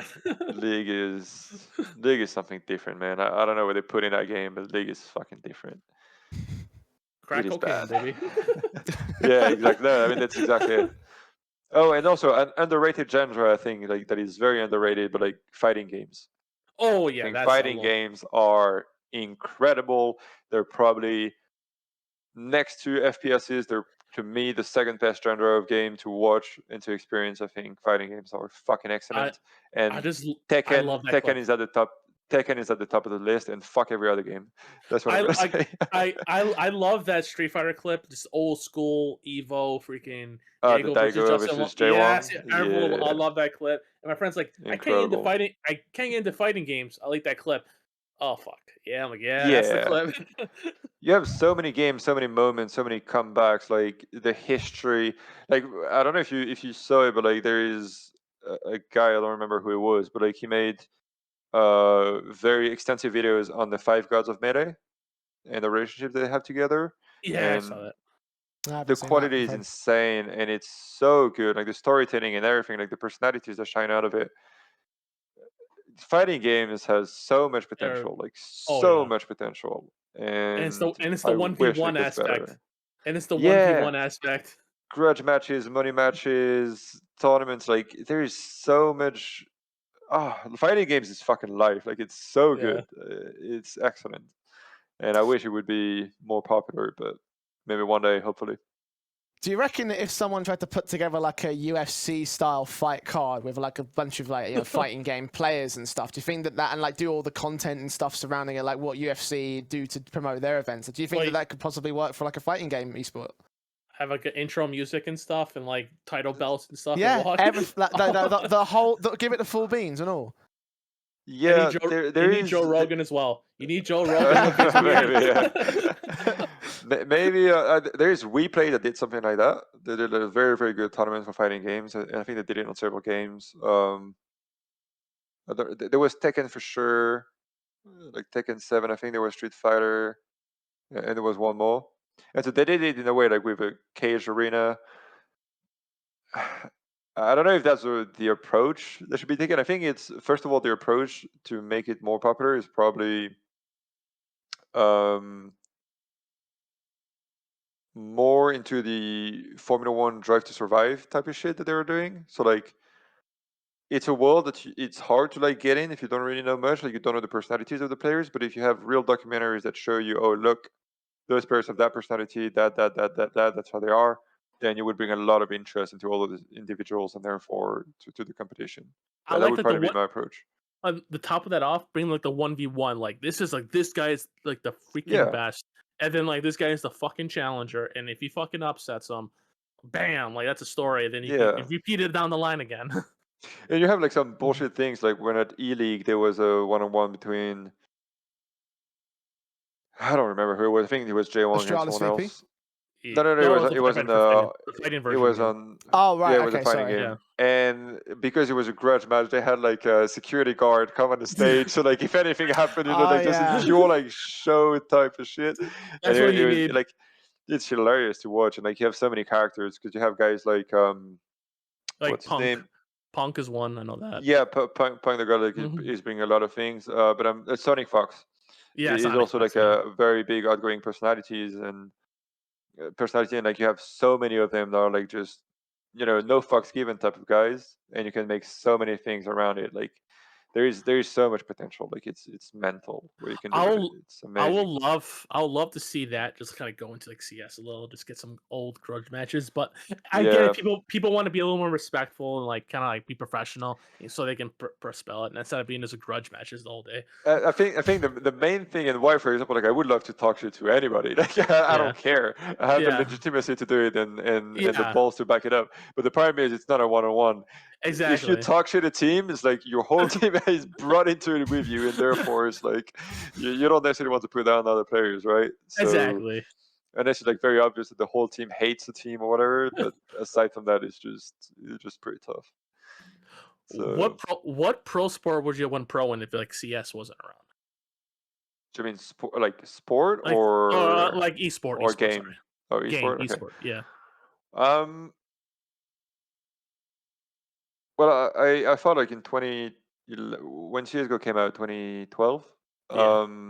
I was about to stop CS to try to go pro in League because I was playing a lot then, and I was pretty good, and I was ready to like nerd it out. But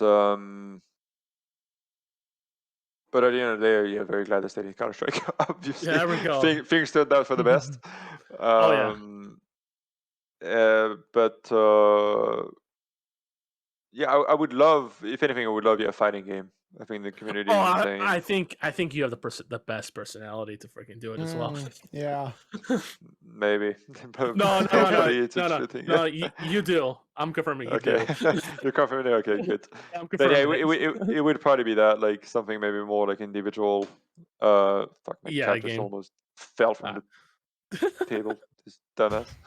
But yeah, but maybe more something into that, like StarCraft 2. A bit too. No, I don't want to fight. I mean, I was gonna say I don't want to fight about Korean robots, but fighting games is like that. You have a lot of it. They're also excellent. Like me being the best player in the world, like it's crazy shit. And outside gaming, what do you do? Well, as you can see, you have animals that take a lot of my time. Like she doesn't know what cells. Like it's very hard. I got a dog as well, so. Yeah. So yeah, I have 2 dogs, 3 cats. So it's a handful. There's a lot of things. You got a zoo I'm over there. Yeah, like that's the idea, trying to develop and expand to get more and more. But yeah, especially like I have a dog, a golden retriever that is 6 months old. So this bitch is like active 24/7. She's unbearable. But luckily I'm not alone into that, so it's fine. But yeah, a lot of that. I play games because I enjoy it, and I just try to eat good food and chill. Really, those would be the main Yeah. topics, and then I just Eat it- dabble into a lot of things. I got 2 more questions for you before we close off, unless Eternal J has anything. What, of all your traveling, what's your favorite country to visit? It's see, like nowadays the second one that's coming because jealous of the first one, so they're fucking everywhere. What favorite country? Well, if it's to visit, I guess the US has like so many different areas that you can visit, and like despite talking shit about the sweets of the US, Oh yeah, besides the shit, like the diversity of food and the quality you can find in the US is outstanding. Like it's excellent. Like no matter what people say, like yeah, it's not good cuisine or something. Like hey, the amount of things you can have in the US, like if you go to like all the fast food chains and shit, yeah, of course it's gonna be like you don't want to eat that every day. But if you go to like good restaurants, like good steakhouses, like that are really high, like good quality Mexican food that is, it's obviously not US, but like there's a lot of Yeah. mix in that in the US. Man, like there is so much good food. Like you go into any capital city, it's like you have food for days that you can Like, that you can eat off of.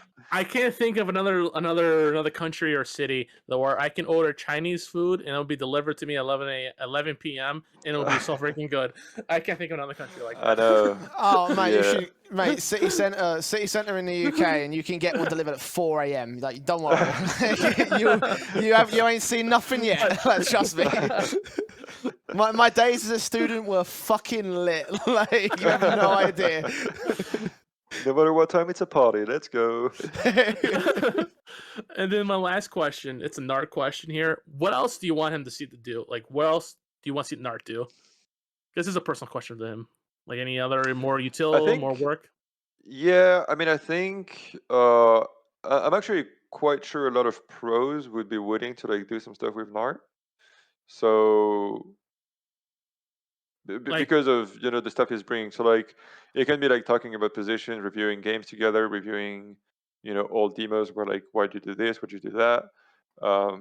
Those kind of approaches I think that there could be something that would definitely be interesting for me as a pro player. I like to know how other people think and widen the horizon. But to me, so the most valuable ones for me are like exposing what people are doing in like some specific areas, and like it's something that doesn't necessarily bring a lot of views, but for me as a pro player, it's the most interesting because I can see in a glimpse what's happening and then just take what I want. But obviously, all the nades, like there's shorts on YouTube, but like clips and everything, are like the best for views, I guess. Like you can make TikTok clips and shit. Like you can really develop something big out of it, I guess. Don't worry, Nart is listening, and I do have the idea. Like he should team up with a pro and like break down a play what another team's doing. That's my next thing I want him to do. That can work. Awesome. So Yeah. so yeah, no, there are definitely still things that can be expanded. But so to me as a pro player, what Nart is doing is already what I'm taking. Like I'm getting what I want. The only thing like is the library of it. Obviously, Nart is doing Yeah. what he can, but like if I could have the same content for every position for every map, I would be like it would be amazing for me. Like I wouldn't even have to work anymore. I just have my ideas. I see what people are doing, and I just take them, and that's it. And I mix them together, and there it is. But yeah, like I think content with pros. I'm sure a lot of pros would be willing to give time for that. And yeah, I don't really. I'm terrible. Like I'm barely posting on socials anymore. Barely using like Twitter, Instagram, where I was super active before. Like I'm not in that game anymore. I don't know if it's just if I'm old or if I can grumpy with social medias or whatever. But I don't know. I'm not the best at it anymore. We're all boomers now. Yeah, maybe that's a Yeah. thing. Once you get All right. past 22, that's it. It's done. Is there anything else you want to ask, Jay, or anyone else? No, I think we've comprehensively covered everything. Like this has been an awesome time. Like this has been fun, man. And NBK, Yeah, sure. thank you so much for joining us. I think you had fun. I think I had fun. Yeah. Oh, yeah. Sorry. Yeah. Sure. Yeah. Sorry. I'm closing off. No, yeah. It was great. Thanks for having me. Thanks for the talk. It was good. So. Eternal J Yeah, as well. comes up. Thank you again for joining. We tried to bring you on earlier, episode, but thank God this was the good time we brought you on this one. I mean, I think the other episode you wanted to bring me on would also have been straight fire, but we'll leave that for conversations later on, shall we? But right. No, like I definitely had to get involved with this. It's been awesome. Like I said, like it kind of started for me with NBK and his team, so I'm thrilled to be here right now. So I'm very glad. Thank you. And I'm gonna shout out to our sponsors again. Refrag, user code NART to save 15%, and Underdog, they'll match your first $100 deposit. I am Saga. We had our guest NBK and Eternal J. This is CS Out Here, and we're closing out. Thank you, everyone. See ya. Thank you, chat. See you soon.